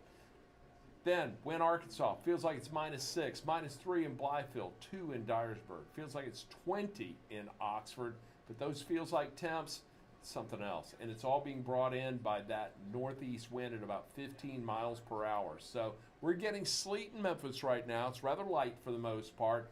Feels like it's 2 degrees. Our high hit 22. Hannah, you want to take a guess at when we hit 22? Anybody? When we'll hit 22? When did we? When do you think we hit 22? It's right around midnight. Okay. Yeah, we've been in the teens throughout. Those feels like temps, by the way, for the next 12 hours, single digits. Speaking of feels like, I bet Matt Enfield could tell us what it feels like out there. Did I have the wrong microphone on? Yeah. So you guys have barely heard me through this whole time. Fortunately, I'm loud. But look, I want to check in with Matt Enfield because it feels like it's in the single digits out there. Where is Matt? Hernando. So Matt Enfield, live with us right now. Matt, does it feel like it's in the single digits? You know, Ron, you are quite the talker. I just want to put that out there. That comes from a talker myself. It definitely feels like it's in single digits. We've been waiting for you to wrap up. So me and my photographer, Mike Moore, if we get some frostbite tonight, we are blaming you. I spent nearly 4 years in central Wisconsin, so I know what it's like to be really cold. And yeah, it definitely feels like single digits out here. The one thing I'll definitely point out is that the sleet, which it's just not fun. That's the one thing I'll say for sure, is that this is not fun snow for snowballs, making snowmen, anything like that. We went to a park before, and there's no kids playing, at least not right now. If you're on the side-by-side, which we were talking with someone earlier, or the ATV, whatever you want to call it, that's a lot of fun. But, yeah, it's cold, but the sleet has definitely lightened up a lot. It's kind of not really coming down at all much right now. But, Ron, our guy Mike Moore, he came prepared today. Oh, you think you're the only one with a ruler who could do this? So you said 2 inches in Hernando, right? Let's put it to the test. I want to remind Mike, you have no meteorological skill, all right? So be careful. None at all. Technically, none at all. But I went to elementary school and could use a ruler. But let me tell you this: you don't measure in the grass because the grass has depth to where do we got to? Where do we got to go then? Where do I got to go? You want a solid surface. You got a road right there. Is there concrete right there to your other side? Yeah, I'll go on the street real quick. Sorry, I'm making life difficult for Mike Moore right here. Find us a solid surface and get your estimation on that. All right. And by the way, for those of you who are watching, what do you see? What do you see? It's like less than an inch on the street here, but in the grass it was like closer to 2. I tested it out before. That's because you're going. So no, I don't have a meteorology degree from Mississippi State or anything like that, but I can use a ruler. Yeah, that's good. That is good. It's a little bit. Hey, Rod, just put a bow on this real quick. I mean, it's cold for sure. It's not. I mean, definitely, you don't want to be outside in this. You don't have to be. It's not comfortable. But as far as like precipitation and whatnot, like it's lightened up a lot. There's a drizzle of sleet, if you want to call it that. Sorry. Again, didn't go to meteorology school. Don't know the exact terminology, but you're doing well. It's fine right now. But again, I was told there would be kids at the park today. I ain't seen any kids at the park. I mean, maybe that comes later on, so it told me it'd be more of an afternoon thing. Yeah, it's cold, but come on, you're a kid. You got to be out playing. So that's a report from Hernando for now. I'm going to give this handy-dandy ruler back to our guy, Mike Moore. Ron, you kept me out here long enough. I'm going to send it back to you, my friend.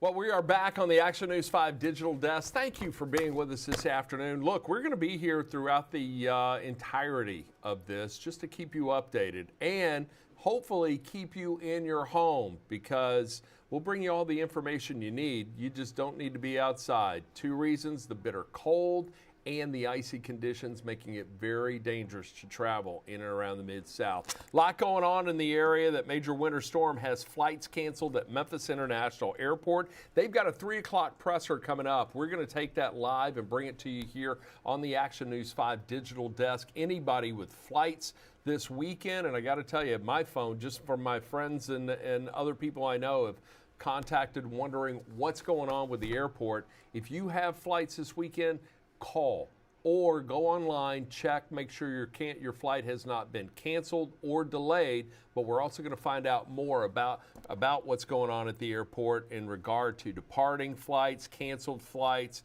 the whole 9 yards. So stick around until 3 o'clock. What is that? About another less than 20 minutes coming up on that. Dyer County Sheriff's Office investigating a highway crash that unfortunately left one man dead. Yeah, we've had our first fatality. According to the sheriff, deputies were called to a single vehicle accident on Fort Hudson Road near Highway 211 in Dyersburg. That happened in the early morning hours. So very early, the precipitation had just started, and that initial burst of precipitation, and I can tell you from driving home in it last night, made streets very slippery. And unfortunately, we already have our first fatality.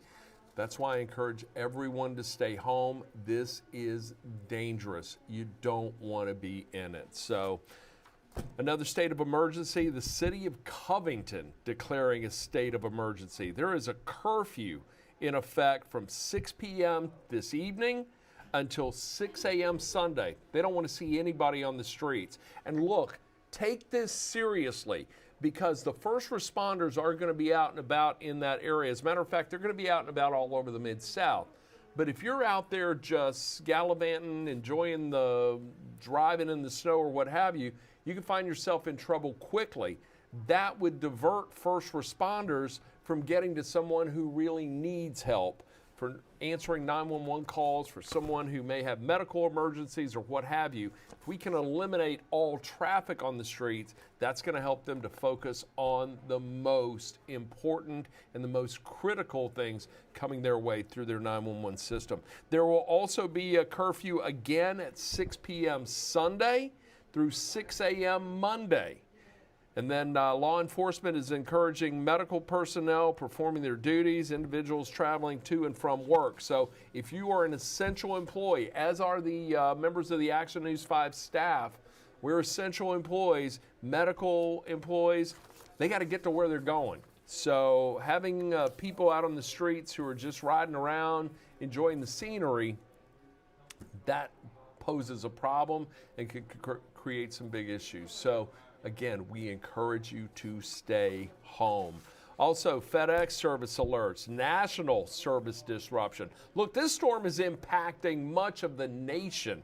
The northern tier of the U.S. dealing with just record-breaking cold, while the southern tier of the United States is dealing with freezing rain, sleet, snow that extends all the way from the plains in the southwest well into the mid-Atlantic states. So FedEx has activated a contingency plan to mitigate the impact of winter storms at Memphis International and Indianapolis hubs. So potential delays are likely. They're saying possible, but I can guarantee you they're likely. So your packages may not get to where they need to be on time. Just know that, and let's give them some space and grace, because look, everybody trying to traverse through this having problems, and that goes for airlines and FedEx as well. DoorDash activated their severe weather protocol to Memphis in response to the winter storm. So DoorDash activating this and temporarily suspending operations. Yeah, I heard from somebody last night who said, well, I'm just going to stay home and I'll just DoorDash my food or Uber Eats or what have you. Those people putting themselves at risk by bringing things, food and things to you. So that has been suspended for DoorDash. So they've suspended their operations in Memphis and the surrounding areas until at least Sunday morning. And I have a feeling it's going to go beyond Sunday morning. So if you were relying on DoorDash for your sustenance, you're going to need a plan B. That's why we encourage everybody all week long to stock up on food, and hopefully you took that advice and heeded it. Memphis Police Department implementing their inclement weather policy, which is normally the case in situations like this. So if you've been involved in a crash, and there are no injuries, a crash with no injuries, Memphis Police, also, let me add, no drinking or drugs involved in this as well. But if it's just a crash, simple wreck, no injuries, you don't think alcohol or drugs are involved in this, exchange information file a police report later. Just make sure you exchange your information on insurance, your identification, your tag numbers, the whole 9 yards, and then report to the Memphis Police Department Traffic Office. They're at 3430 Austin P. Drivers need to bring with them their vehicles, proof of insurance, vehicle registration to file the crash report within 10 days. So you don't have to worry about doing it today, tomorrow, what have you. You've got 10 days to get that in. So the inclement policy in place. So if no one's injured, everybody's fine, just a little fender bender, exchange that information, and then move on. Yeah, what do we got? Let's do it. All right, let's do it. Gonna check out our, oh, look at this. We've been getting pictures. And by the way, desk at WMCTV.com, still the place to send those pics? No? On our website under share. Okay. Share your pics. All right, share your pics. Go to our website. And also, if you have the Action News 5 app or the First Alert Weather app, you can take pictures there and submit it through those apps. So these are coming to us from social. One downtown on BB King Boulevard there. I'm loving that one. Oh, and the Dave Brown bobblehead. Where was that from? That's from Joanne Lewis. Thank you for that, Joanne.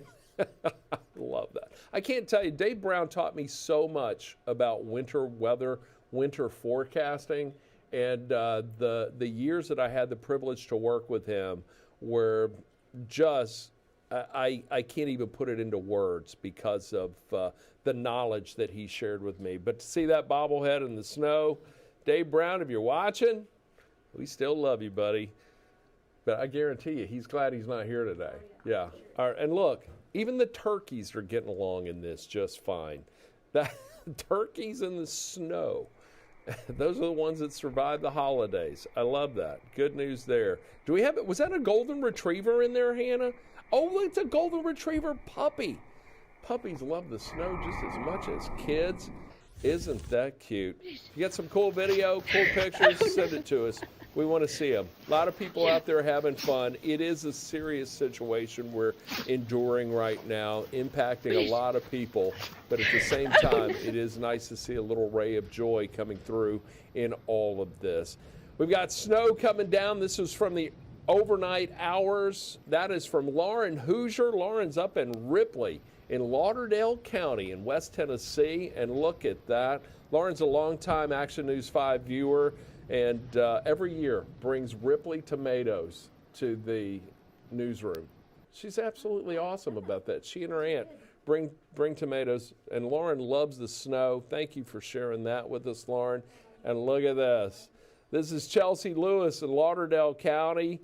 Got the family out playing in the snow. And as we suspected, the heavier snow accumulations up around Lauderdale, Dyer County, Mississippi County, in northeastern Arkansas. So a lot going on there in snow. A lot of people out there having fun, playing in it. So in and around your home, get out there and enjoy it, but don't plan on getting in the car and driving around. Also, I want you to bundle up, all right? We've got single-digit wind chills across much of the area. And as a matter of fact, around northeastern Arkansas and northwest Tennessee, wind chills are below zero. That's what it feels like. So if you don't have gloves on, if your face is not covered with a toboggan, or what do they call that? The little mask or whatever? A bean? Yeah. Like a robbery mask? No, it's not like a robbery mask. Just cover up, all right? Layers of clothing. Because face mask, yeah. You can experience frostbite very, very quickly in this activity. So we're going to take another brief break. By the way, I'm going to answer some questions from Facebook if you're watching there. We'll come back right after the break and see what we can do and answer your inquiries. We'll leave you with a shot right now, downtown Memphis.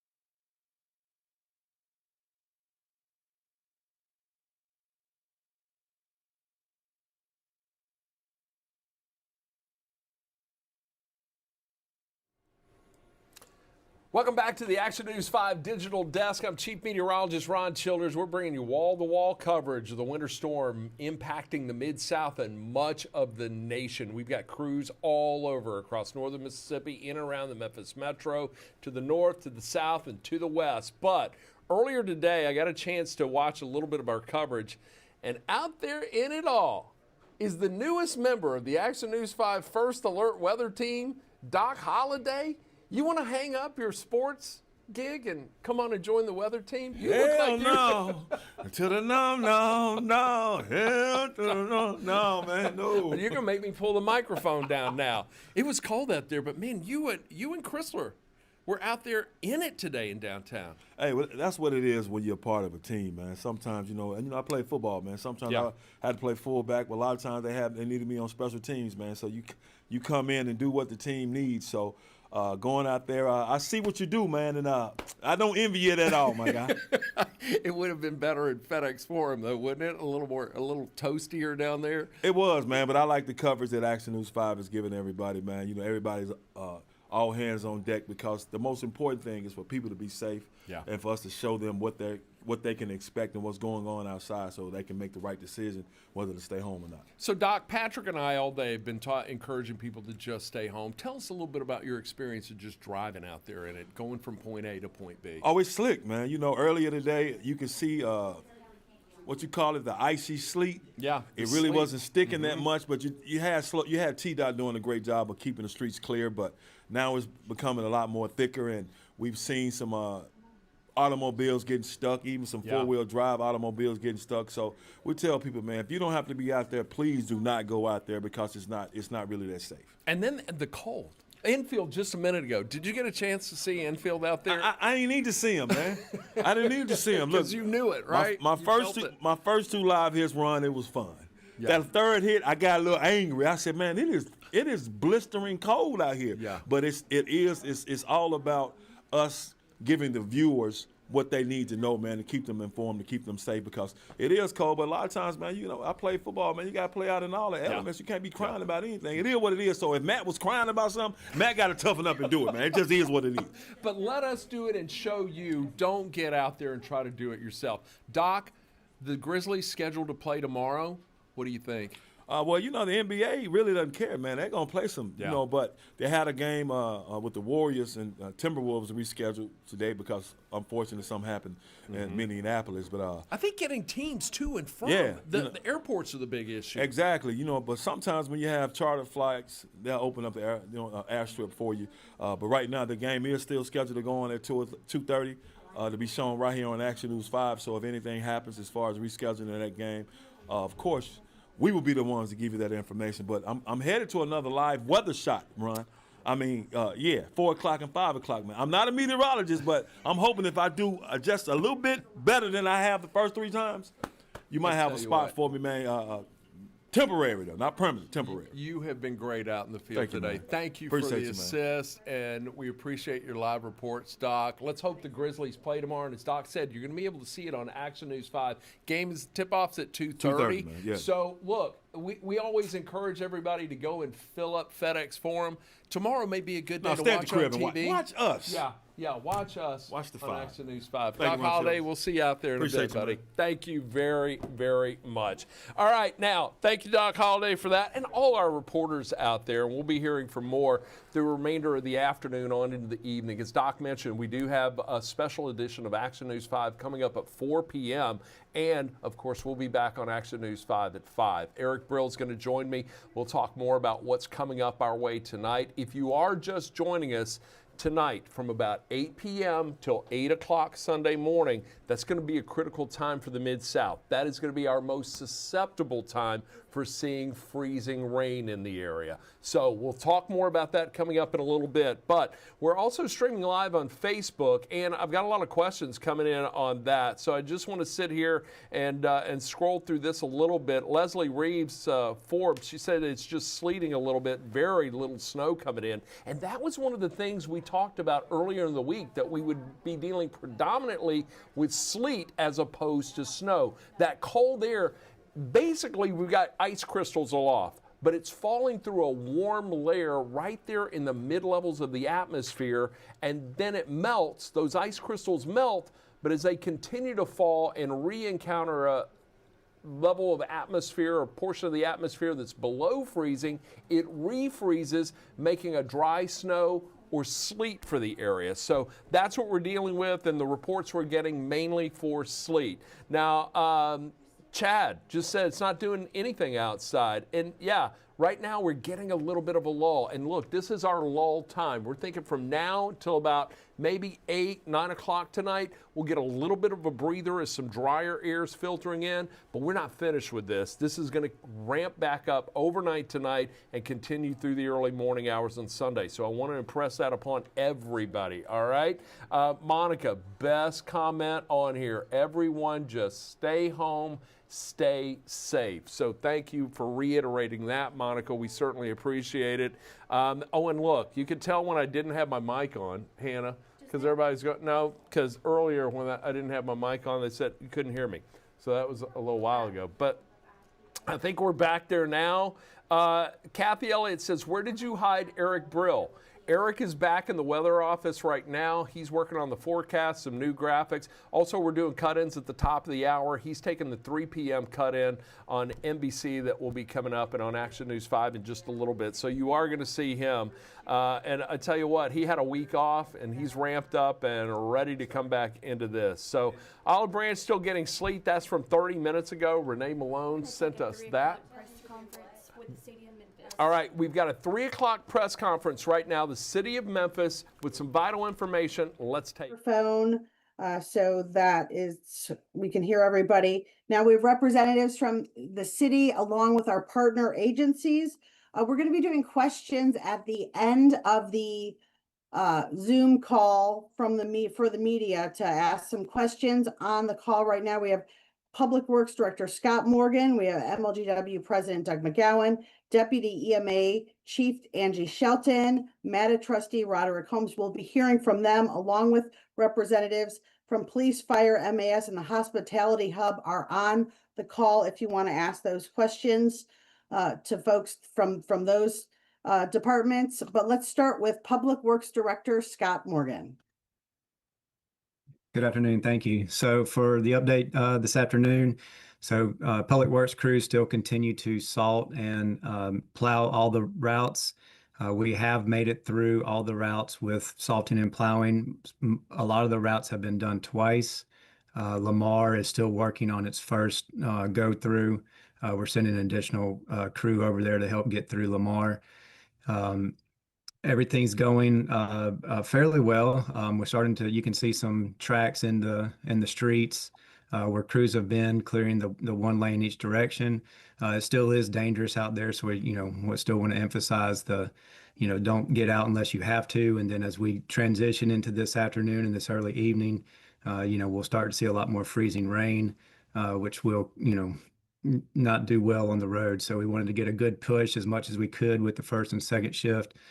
Try to make a dent in it, and then continue to push through the night with our next crew coming on, and continue to push out the plows and the salt.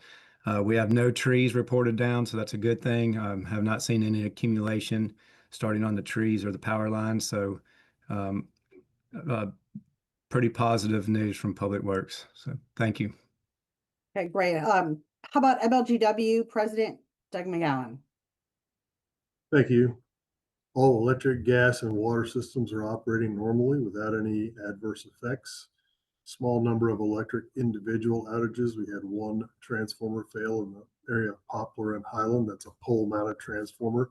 It's not related to the storm, just an age-related failure.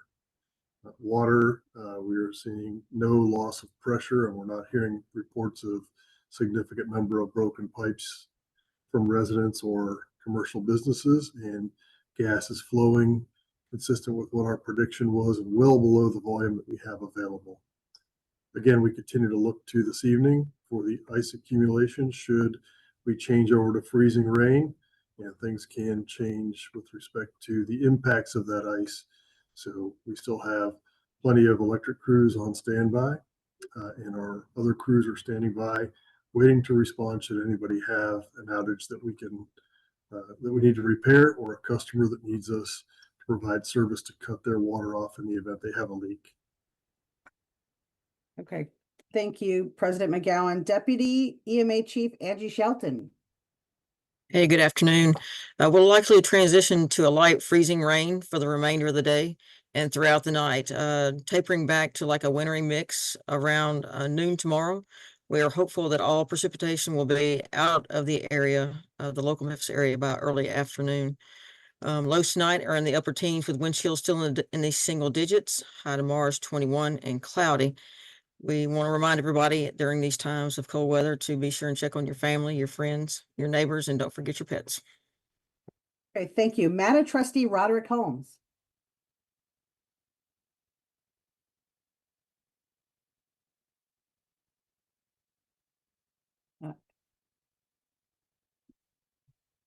Rod, if you could unmute. Sorry, is that better? Yes.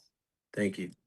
Due to increasingly hazardous road conditions from the winter weather, Memphis Area Transit Authority will suspend all transit services today at 4 p.m. That will include the transit centers. They will also close today at 4 p.m. We will continue to support transportation, however, to the warming centers for as long as the conditions allow us to do that safely, and safety related to our operators as well as the public. At this point, no decision has been made regarding services for tomorrow. We are continuing to coordinate closely with the city of Memphis and our emergency management partners. And any determination will be based solely on the safety of our riders as well as our operators. We will provide updates as soon as decisions are finalized through our official channels, including our website and social media. We want everybody to stay safe out there. And should you need rides to the warming center, there are 2 numbers that you can call. For those individuals who are unhoused, it would be called at numbers 901-486-0939. For any individuals who experience a power outage or other issue related to water, they would call 901-636-2525 to reach our OEM. Thank you. Thank you. Now, are there any other updates from members of our team?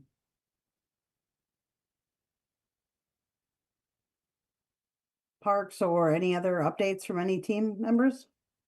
I can give an update for Parks. Okay. So as of right now, we are preparing to close our 4 daytime centers and transition to continuing to operate those 24-hour centers, which are Orange Mound, Hickory Hill, and Ed Rice. We do have 5 families, I believe, or 5 that we've reached out to gather transportation from Geisman to Ed Rice. And we're just continuing with those 24-hour operations, making sure that we're able to clear out our pathways and walkways and parking lots right now, working through our vendors to clear that snow accumulation that we're dealing with. Okay, thank you so much. Are there any questions from the media at this point? I have one. Lucas Penn with Commercial Appeal. Is MPD's inclement weather policy still in effect, and do you expect that to extend into later Sunday? Yes, Lucas, our weather policy is still in effect, and we plan to keep it in effect depending on the conditions outside, probably until Monday, unless things start clearing up before then, but that policy still is in effect.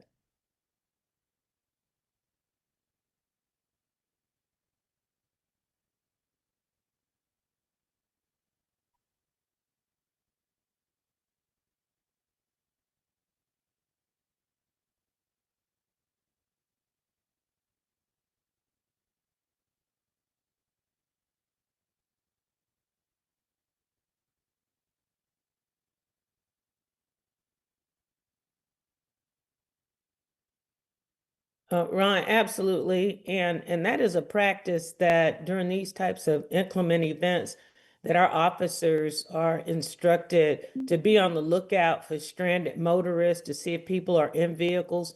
And we are starting to consider using a practice of just tagging cars so that we can let other officers know that this vehicle's already been checked, it's abandoned, or whatever the case might be. But we are transporting as well. We're trying to make sure that If anyone needs a ride somewhere, the Memphis Police Department and our support teams, including the fire department, are arranging for transportation to our warming centers.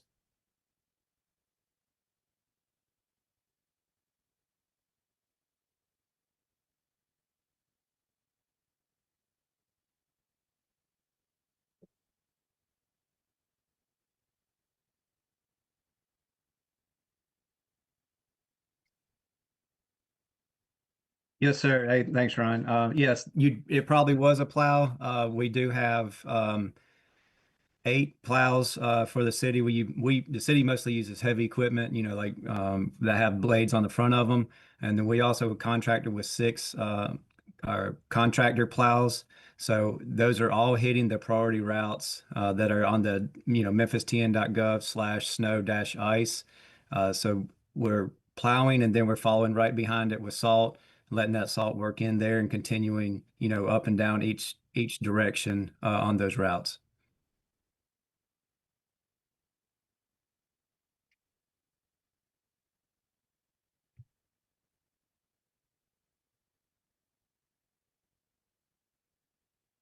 Yeah, so we're going to the city limits, but on that map, there's red designated routes. If you go to that map, those are the ones that are what we're calling the primary routes: Shelby Drive, Winchester, Austin P, Jackson, Poplar Union, Sam Cooper, things like that. So those routes were designated on traffic volume, as well as connectivity to the interstate. So we wanted to make sure, the majority of the citizens could get to these high volume, high lane count streets, and then be able to make their way to the interstates, as well as connectivity to the hospitals.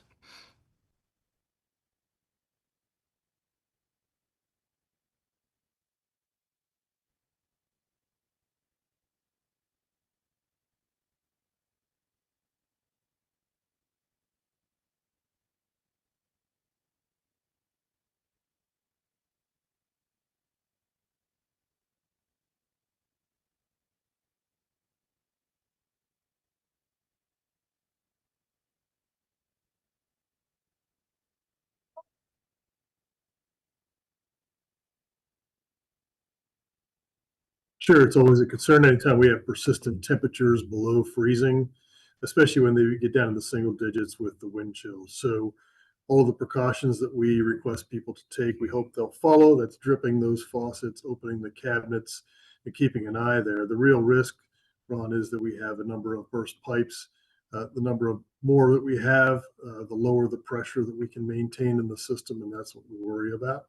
Our water system production and distribution is in very good shape right now. We've had minimum number of water main breaks, and we'll have to just keep an eye on that as time goes on. Now, the temperature, the colder it gets, the more the risk, and then you'll start seeing some of those breaks pop up, especially as the temperature begins to rise. And that's when you can start seeing a significant number of those. So that's likely in our future to have some number of residential and commercial customers with burst pipes. We will probably have and experience several water main breaks because that's the nature of these very cold temperatures. But we are well positioned now to provide water to everyone. Only if that becomes a significant issue with a lot of broken pipes will pressure be an issue. But more to follow on that. It is something that we are concerned about, but we ask that everybody take precautions to try to protect those pipes from freezing and bursting in the first place.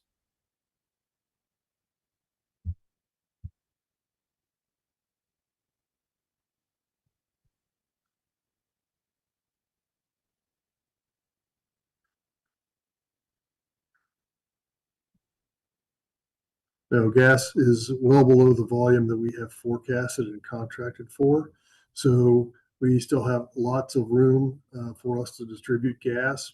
All of the contracts that we have, all of the production that we have from our liquid natural gas plant, and all of the gas that we have stored for just events like this are flowing through our pipes. So we have plentiful gas. We encourage folks to worry more about their protecting their water pipes and heating their homes.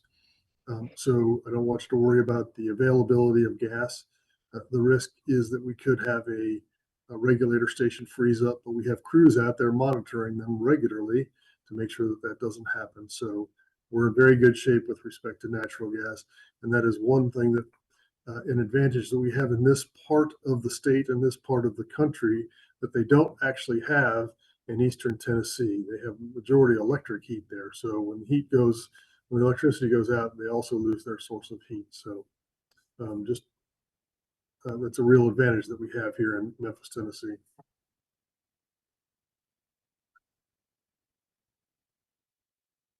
All right, thank you very much, President McGowan. Wrapping things up, we'll be updating information at memphistn.gov/winter weather, and we will be back here tomorrow morning at 8.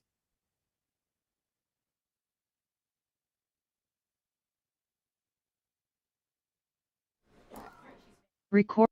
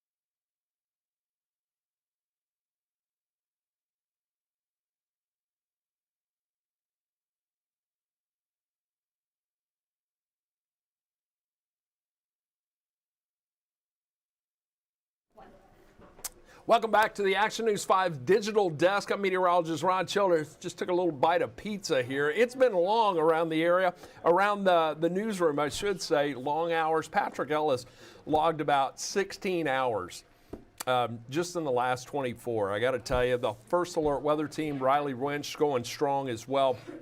We're going to be with you throughout the entirety of this system as it moves through. A little bit of a lull in many areas, but the storm's not over yet, more to come. A big concern is making sure people get food, especially those who need it the most. And the Global Cafe at the Crosstown Concourse has embarked on an absolutely amazing campaign to help make that happen. And with me right now is Kelly Cook, who is standing by in the kitchen at the Global Cafe. Do they have you cooking? Are you helping to cook over there? And tell us what's going on. Let me tell you something. Ron, one thing they would never do is ask me to cook, okay? But I did get a plate to go because, of course, here at Global Cafe, they have a lot of great options. Kind of surprised to see the number of people who have come here to the Global Cafe. They are open to business for until 9 o'clock tonight. But what they're doing in the kitchen is really helping our community, and that's why we wanted to come to this particular restaurant. They just finished wrapping up. They were packing up lots of boxes of hot food to go to those who are most in need. Juan, come on over here if you could. This is the owner of the Global Cafe, and you have prepared 250 hot boxes. Tell me why you want to do this and where's it going? Yeah, that's correct. We've been here for 8 years almost now. We are a social enterprise. All of us come from different backgrounds, and most of us know what food insecurity is all about. Pretty much everyone that's been through this kitchen knows what it's like to not know where your next meal is coming from at some point or another. We're grateful to be here, and as I mentioned, we are a social enterprise. All of the funds that come in go back to the employees. We do, profit share and that kind of stuff. And so then we are grateful to the community for keeping our doors open for almost 8 years now. Yeah. And this is the one we were able to give back. Hey, so all of this food coming up that you guys, we just watched you guys diligently pack up, it's going to the hospitality hub. And you know what, Juan, for so many people, this is a snow day. It is an inconvenience. But for other folks, this is really dangerous territory, not knowing where your next meal is coming from. It's heart-wrenching when you go into some of these shelters and the folks waiting for the food are 3-4 years old children, and no fault of their own. Hey, you know what? I love it. This food is going to go over to the First Baptist Church, the hospitality hub, where they are housing our homeless and unhoused community. But Talk about on a snow day to have a hot meal. We love the sack lunches, but this is a hot, hearty meal. As you know, like I said, some people don't know where their next meal is coming from, and we know how that feels. So it just feels, it gives you a sense of community. It gives you a sense of accomplishment. It gives you a sense of self-satisfaction to be able to help somebody else when you've been in that same place. And I've always said it, the world spins around rather quickly, and sometimes you're in the giving end of things, and sometimes you're in the receiving end of things. It isn't always just about food. It's, you know, health in general, and life spins rather quickly, and you just never know when somebody else is going to step in for you. Yeah. So we're doing it while we can. And so earlier today, you're telling me you were at Room at the Inn, another one of my favorite nonprofits. They do a lot of great work for unhoused or people who need temporary shelter that might be going through some things. You took some meals to them as well. So this has been all day cooking, all day delivering, and you also deliver for your customers. Now, this is a story that's really near and dear to my heart because we have seen the big trucks and everything out there and the all-wheel drives, but everybody's got different vehicles and they can't get out to Global Cafe. What have you been doing as well? So then, you know, I take personal text messages. I'll get messages through Instagram and Facebook, and there are folks in the neighborhood that are not able to get out. You know, smaller vehicles, no experience driving in the ice. And, you know, like I said, I don't mind it. We're happy to help out, especially everybody that's given to us. And I think that's one of the beautiful things of Memphis itself is that we have a community that will help each other and protect each other when we need to and when we have to. Yep. That bond isn't always there, but when it needs to be, it's as strong as it will be, and we are just happy to be a part of the community. And we're happy that you're here, Juan. Thank you so much for doing what you do and packing up those meals. Thank you. Okay, Global Cafe, of course, will be open until 9 o'clock. Ron, something else that I saw that was kind of interesting when we were on our way here to the Crosstown Concourse. There are a lot of restaurants that are open. I don't know, I guess I was expecting a lot of people to close their doors, but this restaurant is kind of busy. I think people are like, let's get out and about while we can. Ron, I'll send it back to you. Yeah, Kelly, I want to ask you a quick question because you traveled from the station here in Midtown to the Global Cafe and the Crosstown Concourse. Not a long drive at all, but what was it like traveling there? And I want you to basically explain it to just kind of give folks an idea of what it's like getting around. So listen, so we were actually making our way up Union. I asked my photographer, Sydney, I said, okay, we're going to do Union or we're going to do Madison? And we said, we're going to do Union. And that was the right choice. Union, from about 1960 Union Avenue heading towards downtown, it was fairly clear. You could tell they had been plowing and had been treating, and it was well traveled. So absolutely no problem. Now, when we turned down the side street, I could feel the car fishtailing a little bit, right? When you get off those main roads that have not been traveled as much. I'm talking about the roads where it is just white, right? And it's just like freshly fallen snow and not a lot of driving. That was difficult to get to. But Crosstown Concourse did a good job of, you know, making it clear so you can come in. So not a bad travel, but you really need to take your time. Yeah, good advice, Kelly. Any plans on where you're headed to next? Are you going to stay there in and around that area, or do you have plans to hit another location? So we're thinking about staying here for a little bit because they're finishing up, packing up. We want to get some video of that. They're going to be heading to the hospitality hub. I am curious about some of the other warming centers we have that are open, just community centers that's open for folks who just need to come and just kind of get warm in case. I don't even want to say this out loud, Ron. If you have to deal with a power outage, you have to deal with some other issue, you can go and just kind of warm up. So I just kind of want to lay my eyes on that and kind of stay in the northern part of the city. All right, Kelly. Well, a big high five to everybody at the Global Cafe. They are truly doing God's work over there, helping to feed the hungry. Kelly, thank you for that live report. We'll see you on Action News 5 at 4 and again at 5, and we'll be touching base with you throughout the remainder of the afternoon and evening from the Action News 5 digital desk. So, Kelly, thanks for that live report. We appreciate it. Be careful out there. Kelly Cook, ladies and gentlemen, at Crosstown Concourse, where the Global Cafe working to make sure people who need food get it in this situation. Speaking of this situation, I want to do a brief overview of what the weather is once again. Let's walk right through it. We've got winter storm warnings that remain in effect until 6 p.m. Sunday. That gives you an idea of the longevity of what we're dealing with, but our real concern also for our friends to our south and east into parts of West Tennessee along the Tennessee River, where we have an ice storm warning that extends well south into northern Mississippi. And look, Hernando, Tunica, Clarksdale, you're not in it, but there is still the possibility of freezing rain coming into your area. Memphis and Shelby County, Fayette County, not in it, but we could be dealing with freezing rain as well. So we're watching the areas very, very closely. Let's give you a little more detail on what it is we're looking at. One of the things we talk about is QPF, the quantitative precipitation forecast. All right, in other words, how much moisture is in the atmosphere that's yet to fall. Well, on average, it's about an inch that's still left to squeeze out of the atmosphere from now through Sunday night. We're fairly confident that that 0.8 of a liquid precipitation over the Memphis area and really from Dyersburg along and west of the Mississippi River will fall in the form of sleet and a dry snow. That's good news because the sleet, the dry snow collects on the grounds, collects on elevated objects like your rooftop, what have you, but it does not adhere to tree limbs and to power lines as freezing rain would. But look, from Bolivar, you're under the ice storm warning. Holly Springs in that ice storm warning.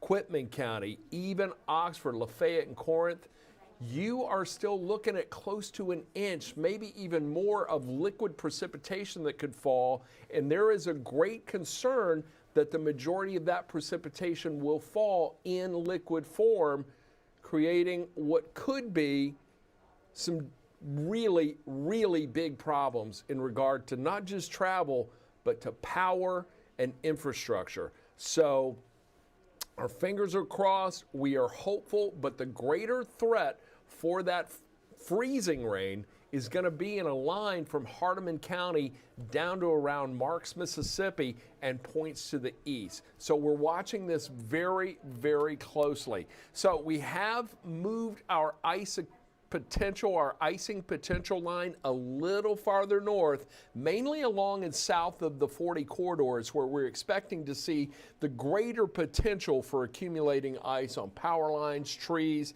things like that that could create some big problems, and even nudging it a little farther north into Memphis and Shelby County and right there along the 40 corridor in eastern Arkansas. 1/4 to 1/2 inch is possible in those areas. Keep in mind about 0.8 of liquid precipitation still yet to fall.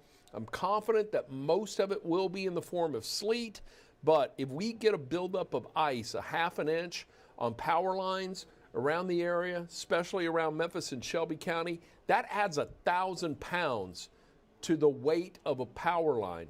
1,000 pounds that the power line has to support. They can't do that. That will come down. So if we get close to 1/2 inch or above on freezing rain, that's big problems.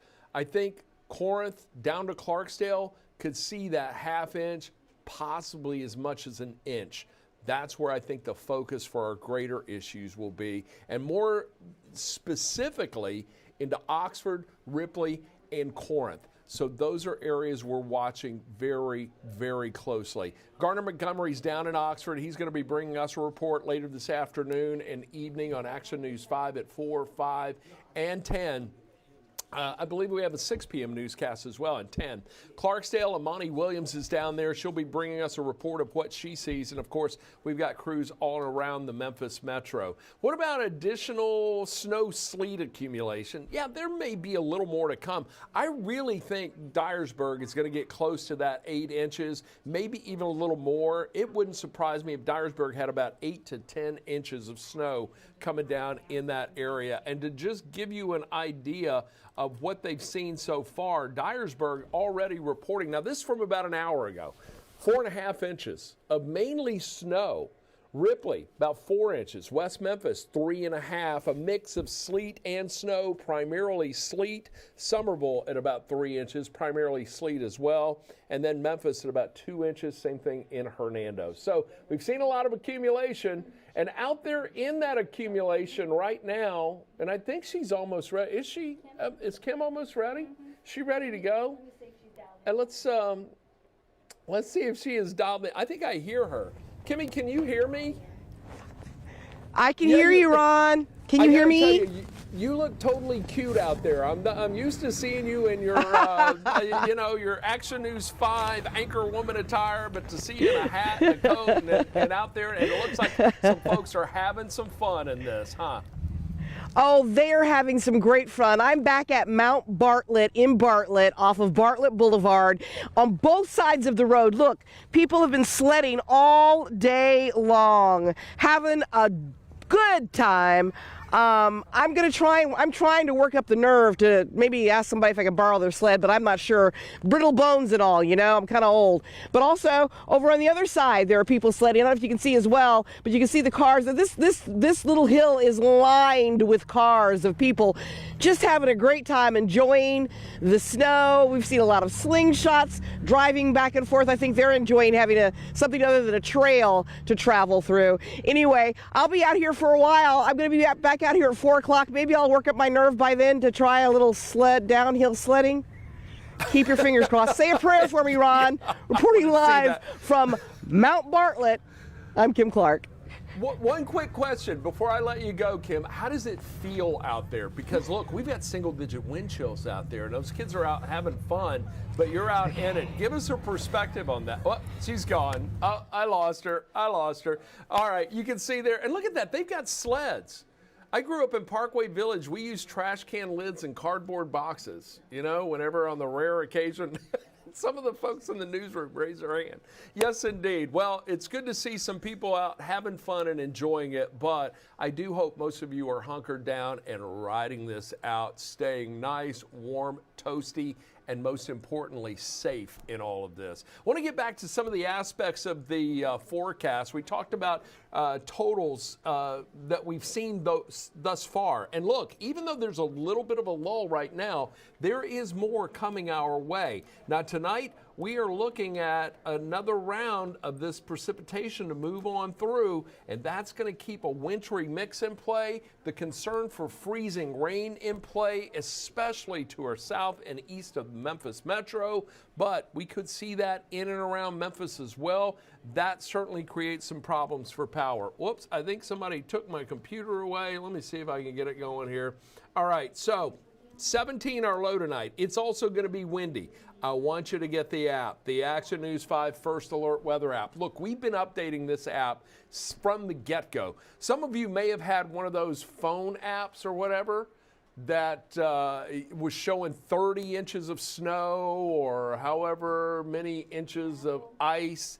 One of the things you can do to solve that problem with that app, if you hold your thumb down on it for an extended period of time, it'll start to wiggle.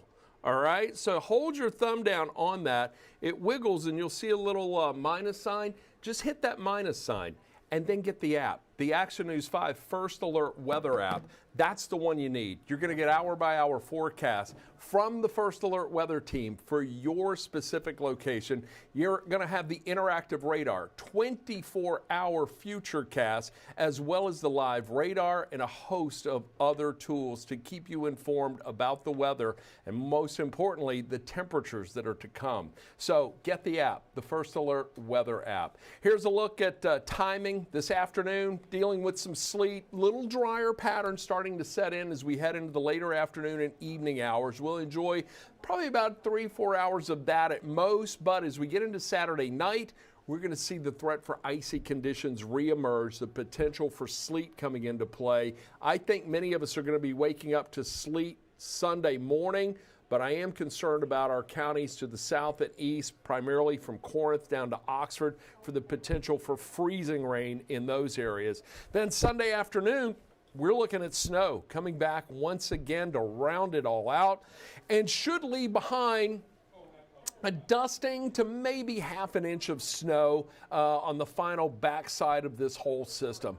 Winds have been an issue, making it feel extremely cold. Look at this, 15 mile an hour sustained winds coming in out of the northwest, bring that bitter cold from the northern tier of the U.S. and from eastern Canada, bringing that right down south into the mid-south. And look, this cold extends all the way down to the Gulf Coast, and by the end of the weekend, folks down in that area going to be dealing with temperatures they're not so used to.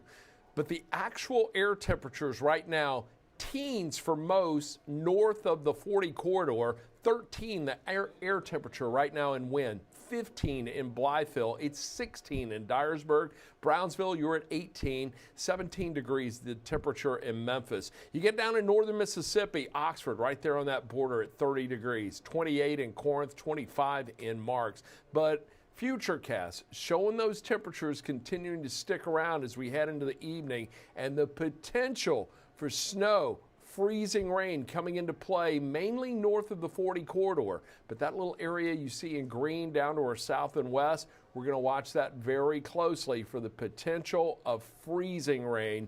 You see those areas in green, and notice the temperatures. So Futurecast in green, that's an indication of liquid precipitation falling.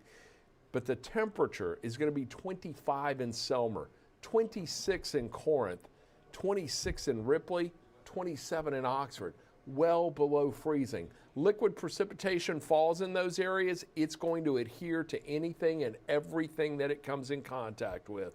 We'll likely start to see a bit of a transition to sleet for most areas, but can't rule out the possibility of freezing rain still extending along the 40 corridor. Then it should start to make a wintry mix coming back into play by early Sunday morning, especially for the Memphis metro. By the mix, I mean snow and sleet primarily. But the potential for freezing rain could still be occurring from McNairy County down to Lafayette County, even as far west as Panola and Quitman counties. So we're going to be watching those areas very, very closely. Several hours of freezing rain could bring days and even weeks of big problems to follow.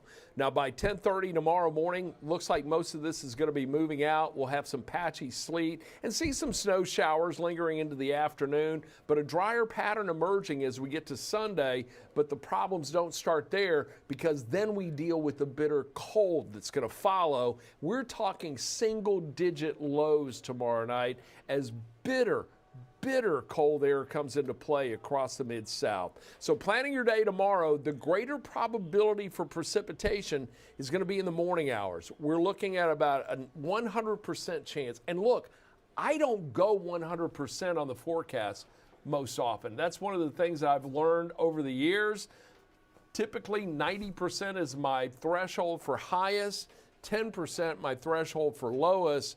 But we are confident right now that we will be waking up to sleet and freezing rain for the Mid-South tomorrow morning. Accumulation is going to be the big question that is yet to remain. Now, it should start to taper off by noon. I still think we could see a few snow showers or maybe even a flurry or two around the area into the later afternoon. That air is going to be cold. We'll have an overcast sky, so that cold air has a tremendous ability to extract moisture from the atmosphere. And the cold is the next big thing. Look at this. Sunday, from Sunday 6 p.m. through Tuesday 12 p.m., an extreme cold warning. Single-digit lows Sunday night, single-digit lows Monday night. We'll only be near 20 on Monday. And we'll likely, I'm hopeful we'll see some areas above freezing on Tuesday, but it is very possible that the Memphis metro and areas to our north still below freezing, likely not even going above freezing until we get to Wednesday, and only briefly at that, because I think another shot of cold air is going to come in to end next week. Feels like forecast tomorrow, single-digit wind chills. So look, once all of this is out and the precipitation's gone, people are going to want to get out and play in it. That's great. Don't venture far. Stay around your home, but also know It will feel like it's in the single digits. Frostbite can set in very, very quickly. So mom and dad, make sure the kids are well prepared and dressed for this as this cold grips the Mid-South.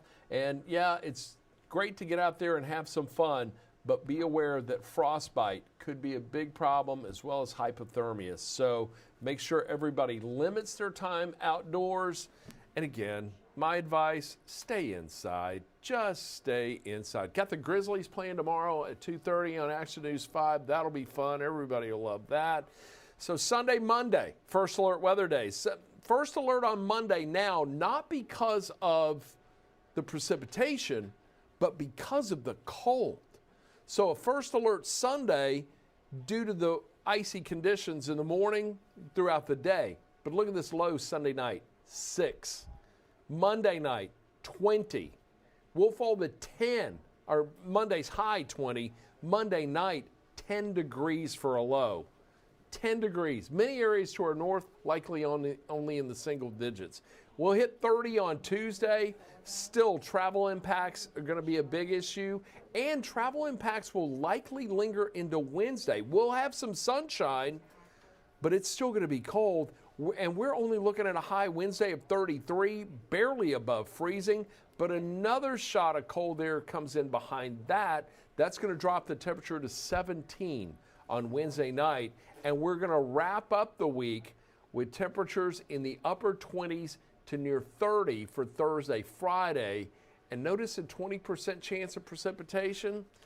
Yeah, there could be another little system coming into play. I don't know that I'm emotionally prepared to deal with that right now, but currently our precipitation chance 20%. So we're going to watch it, we'll monitor it, we'll keep you up to date on it, but whatever does come in is likely going to be in the form of snowfall. So just use caution, take it easy out there, and again, remember, we have the winter storm warning that remains in place through 6 p.m. for from Memphis Metro, just about all of West Tennessee, all of eastern Arkansas, but that ice storm warning also extending for our counties to the east and down to our south into parts of northern Mississippi. So we'll take a little commercial break. We'll be back on the Action News 5 digital desk. I'm meteorologist Ron Childers. Stick around. We got more great info coming for you, and I'll be answering your questions from Facebook.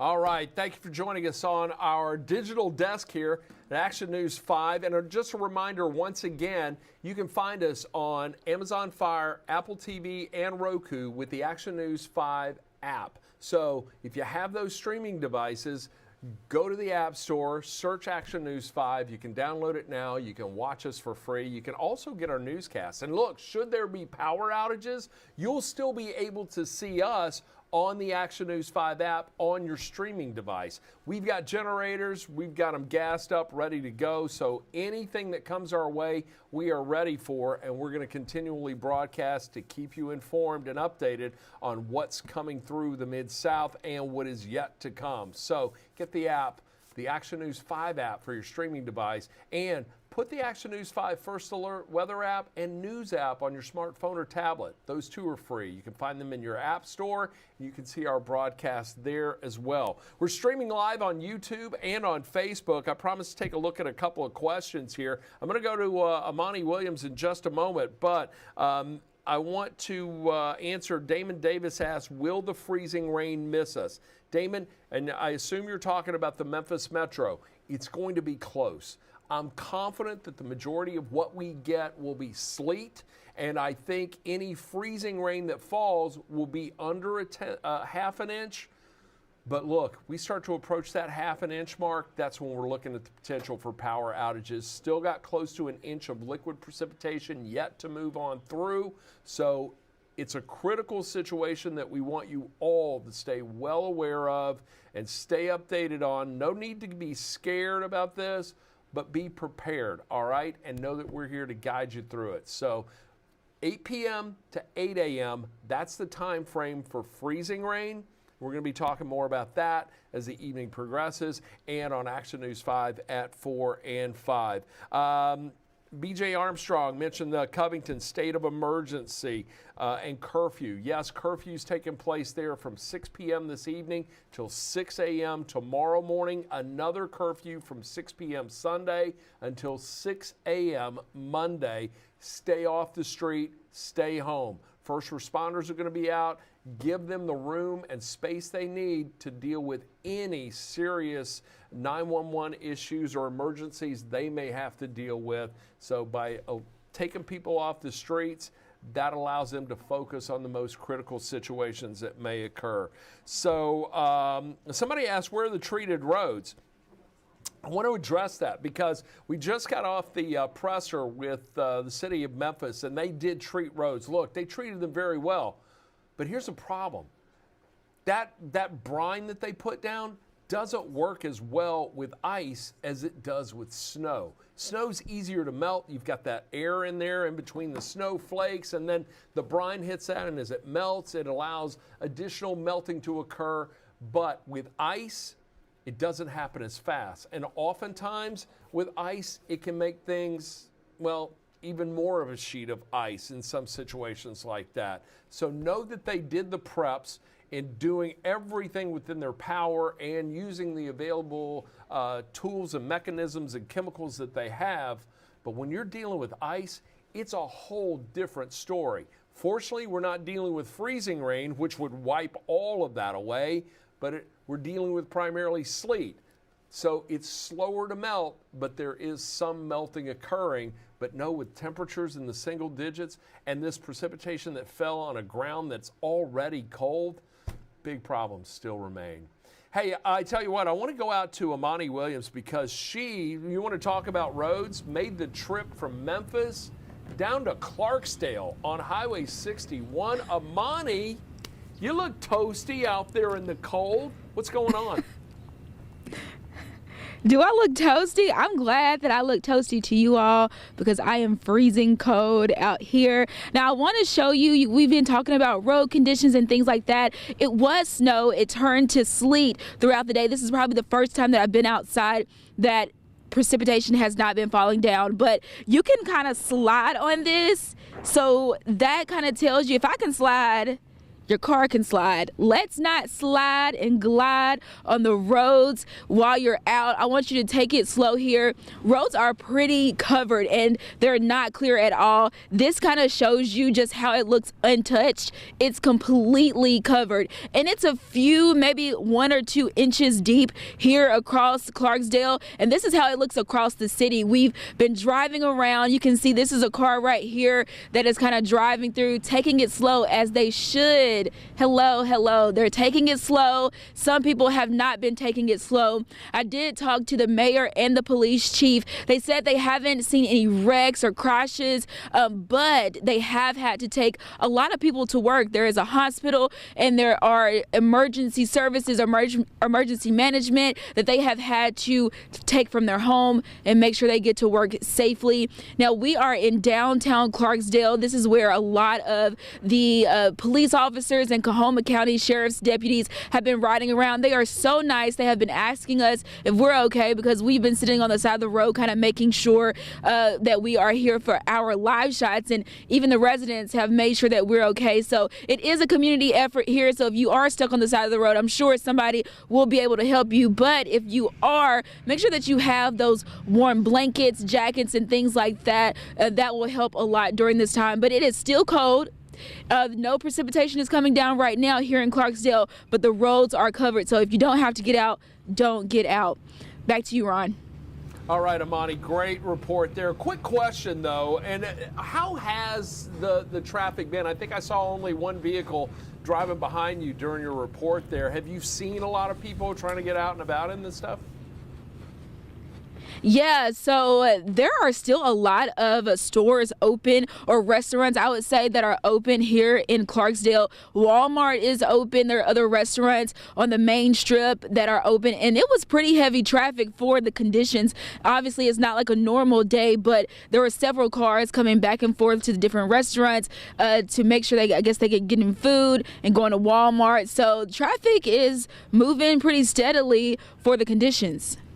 All right, good deal. And Amani, one last thing. A lot of our viewers have been worried about us, and more particularly those of you that are out in the cold this afternoon. Are you good? You're safe? You've got warm shelter? Will you affirm that to the folks if you can, please? Yes, I know people are always concerned, and we really appreciate that, but I am good. I have some hot hands and my gloves. I have like several layers of clothes on. Our photographer, he also has hot hands. We have coffee. We have a lunchbox full of like snacks. I just ate some cookies for my lunch, but I did eat some food, so I am good. But I really appreciate you all checking on us. Oh, that is great, Amani. Thank you very much. We appreciate your live reporting. And yes, we do limit the time outdoors for our reporters, so know that she's not out there for hours on end. Good deal. Amani, we will see you on Action News 5 at 4 and at 5 on our live television. But thanks for the report here on our Action News 5 digital desk this afternoon. So take a minute, warm up. We'll see you again on TV. Amani Williams, ladies and gentlemen, live down in Clarksdale, Mississippi. A drive down Highway 61. Now, we've got a live report from one of our reporters at KAIT. This is from Jonesboro about road conditions up around northeastern Arkansas. So let's take that. I do believe this was previously recorded just a short time ago.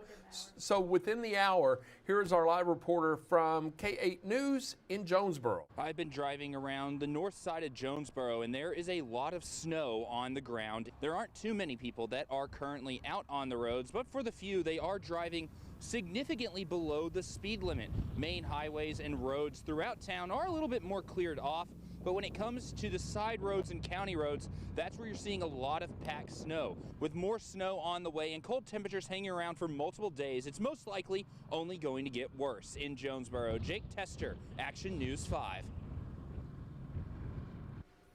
All right, that was a great report there. But look, it looks the same there as it looks all across the Mid-South, just snow covered. This is the first scene. This is from Crossville early. I want to check in with this reporter who was actually has pavement to show behind. Let's hear from. We have seen a whole bunch of wintry mix here in Crossville this morning and afternoon. It started off the day with a little bit of sleet. Then as we got into the early afternoon, it was some bigger snowflakes, but now we are back to that sleet and freezing rain. Now, I did talk with the city manager of Crossville just minutes ago, and she tells us that they prepped for this early this morning. They had meetings for the last week and even yesterday, trying to get everything planned out to make sure if people are driving in the roads, they do so safely. I've seen several TDOT trucks and other trucks out here just pre-treating with some salt on the roads, and road conditions are in good shape at this point in this area, and we are pretty close to I-40. Things seem to be going well in that area as well. But the city manager also says they want to prepare for the worst case scenario, which could be an ice storm. They had something similar about a decade ago. They want to make sure people stay safe. So one thing they're telling folks, if you can stay inside this weekend, just stay inside. Let folks do the job on the road.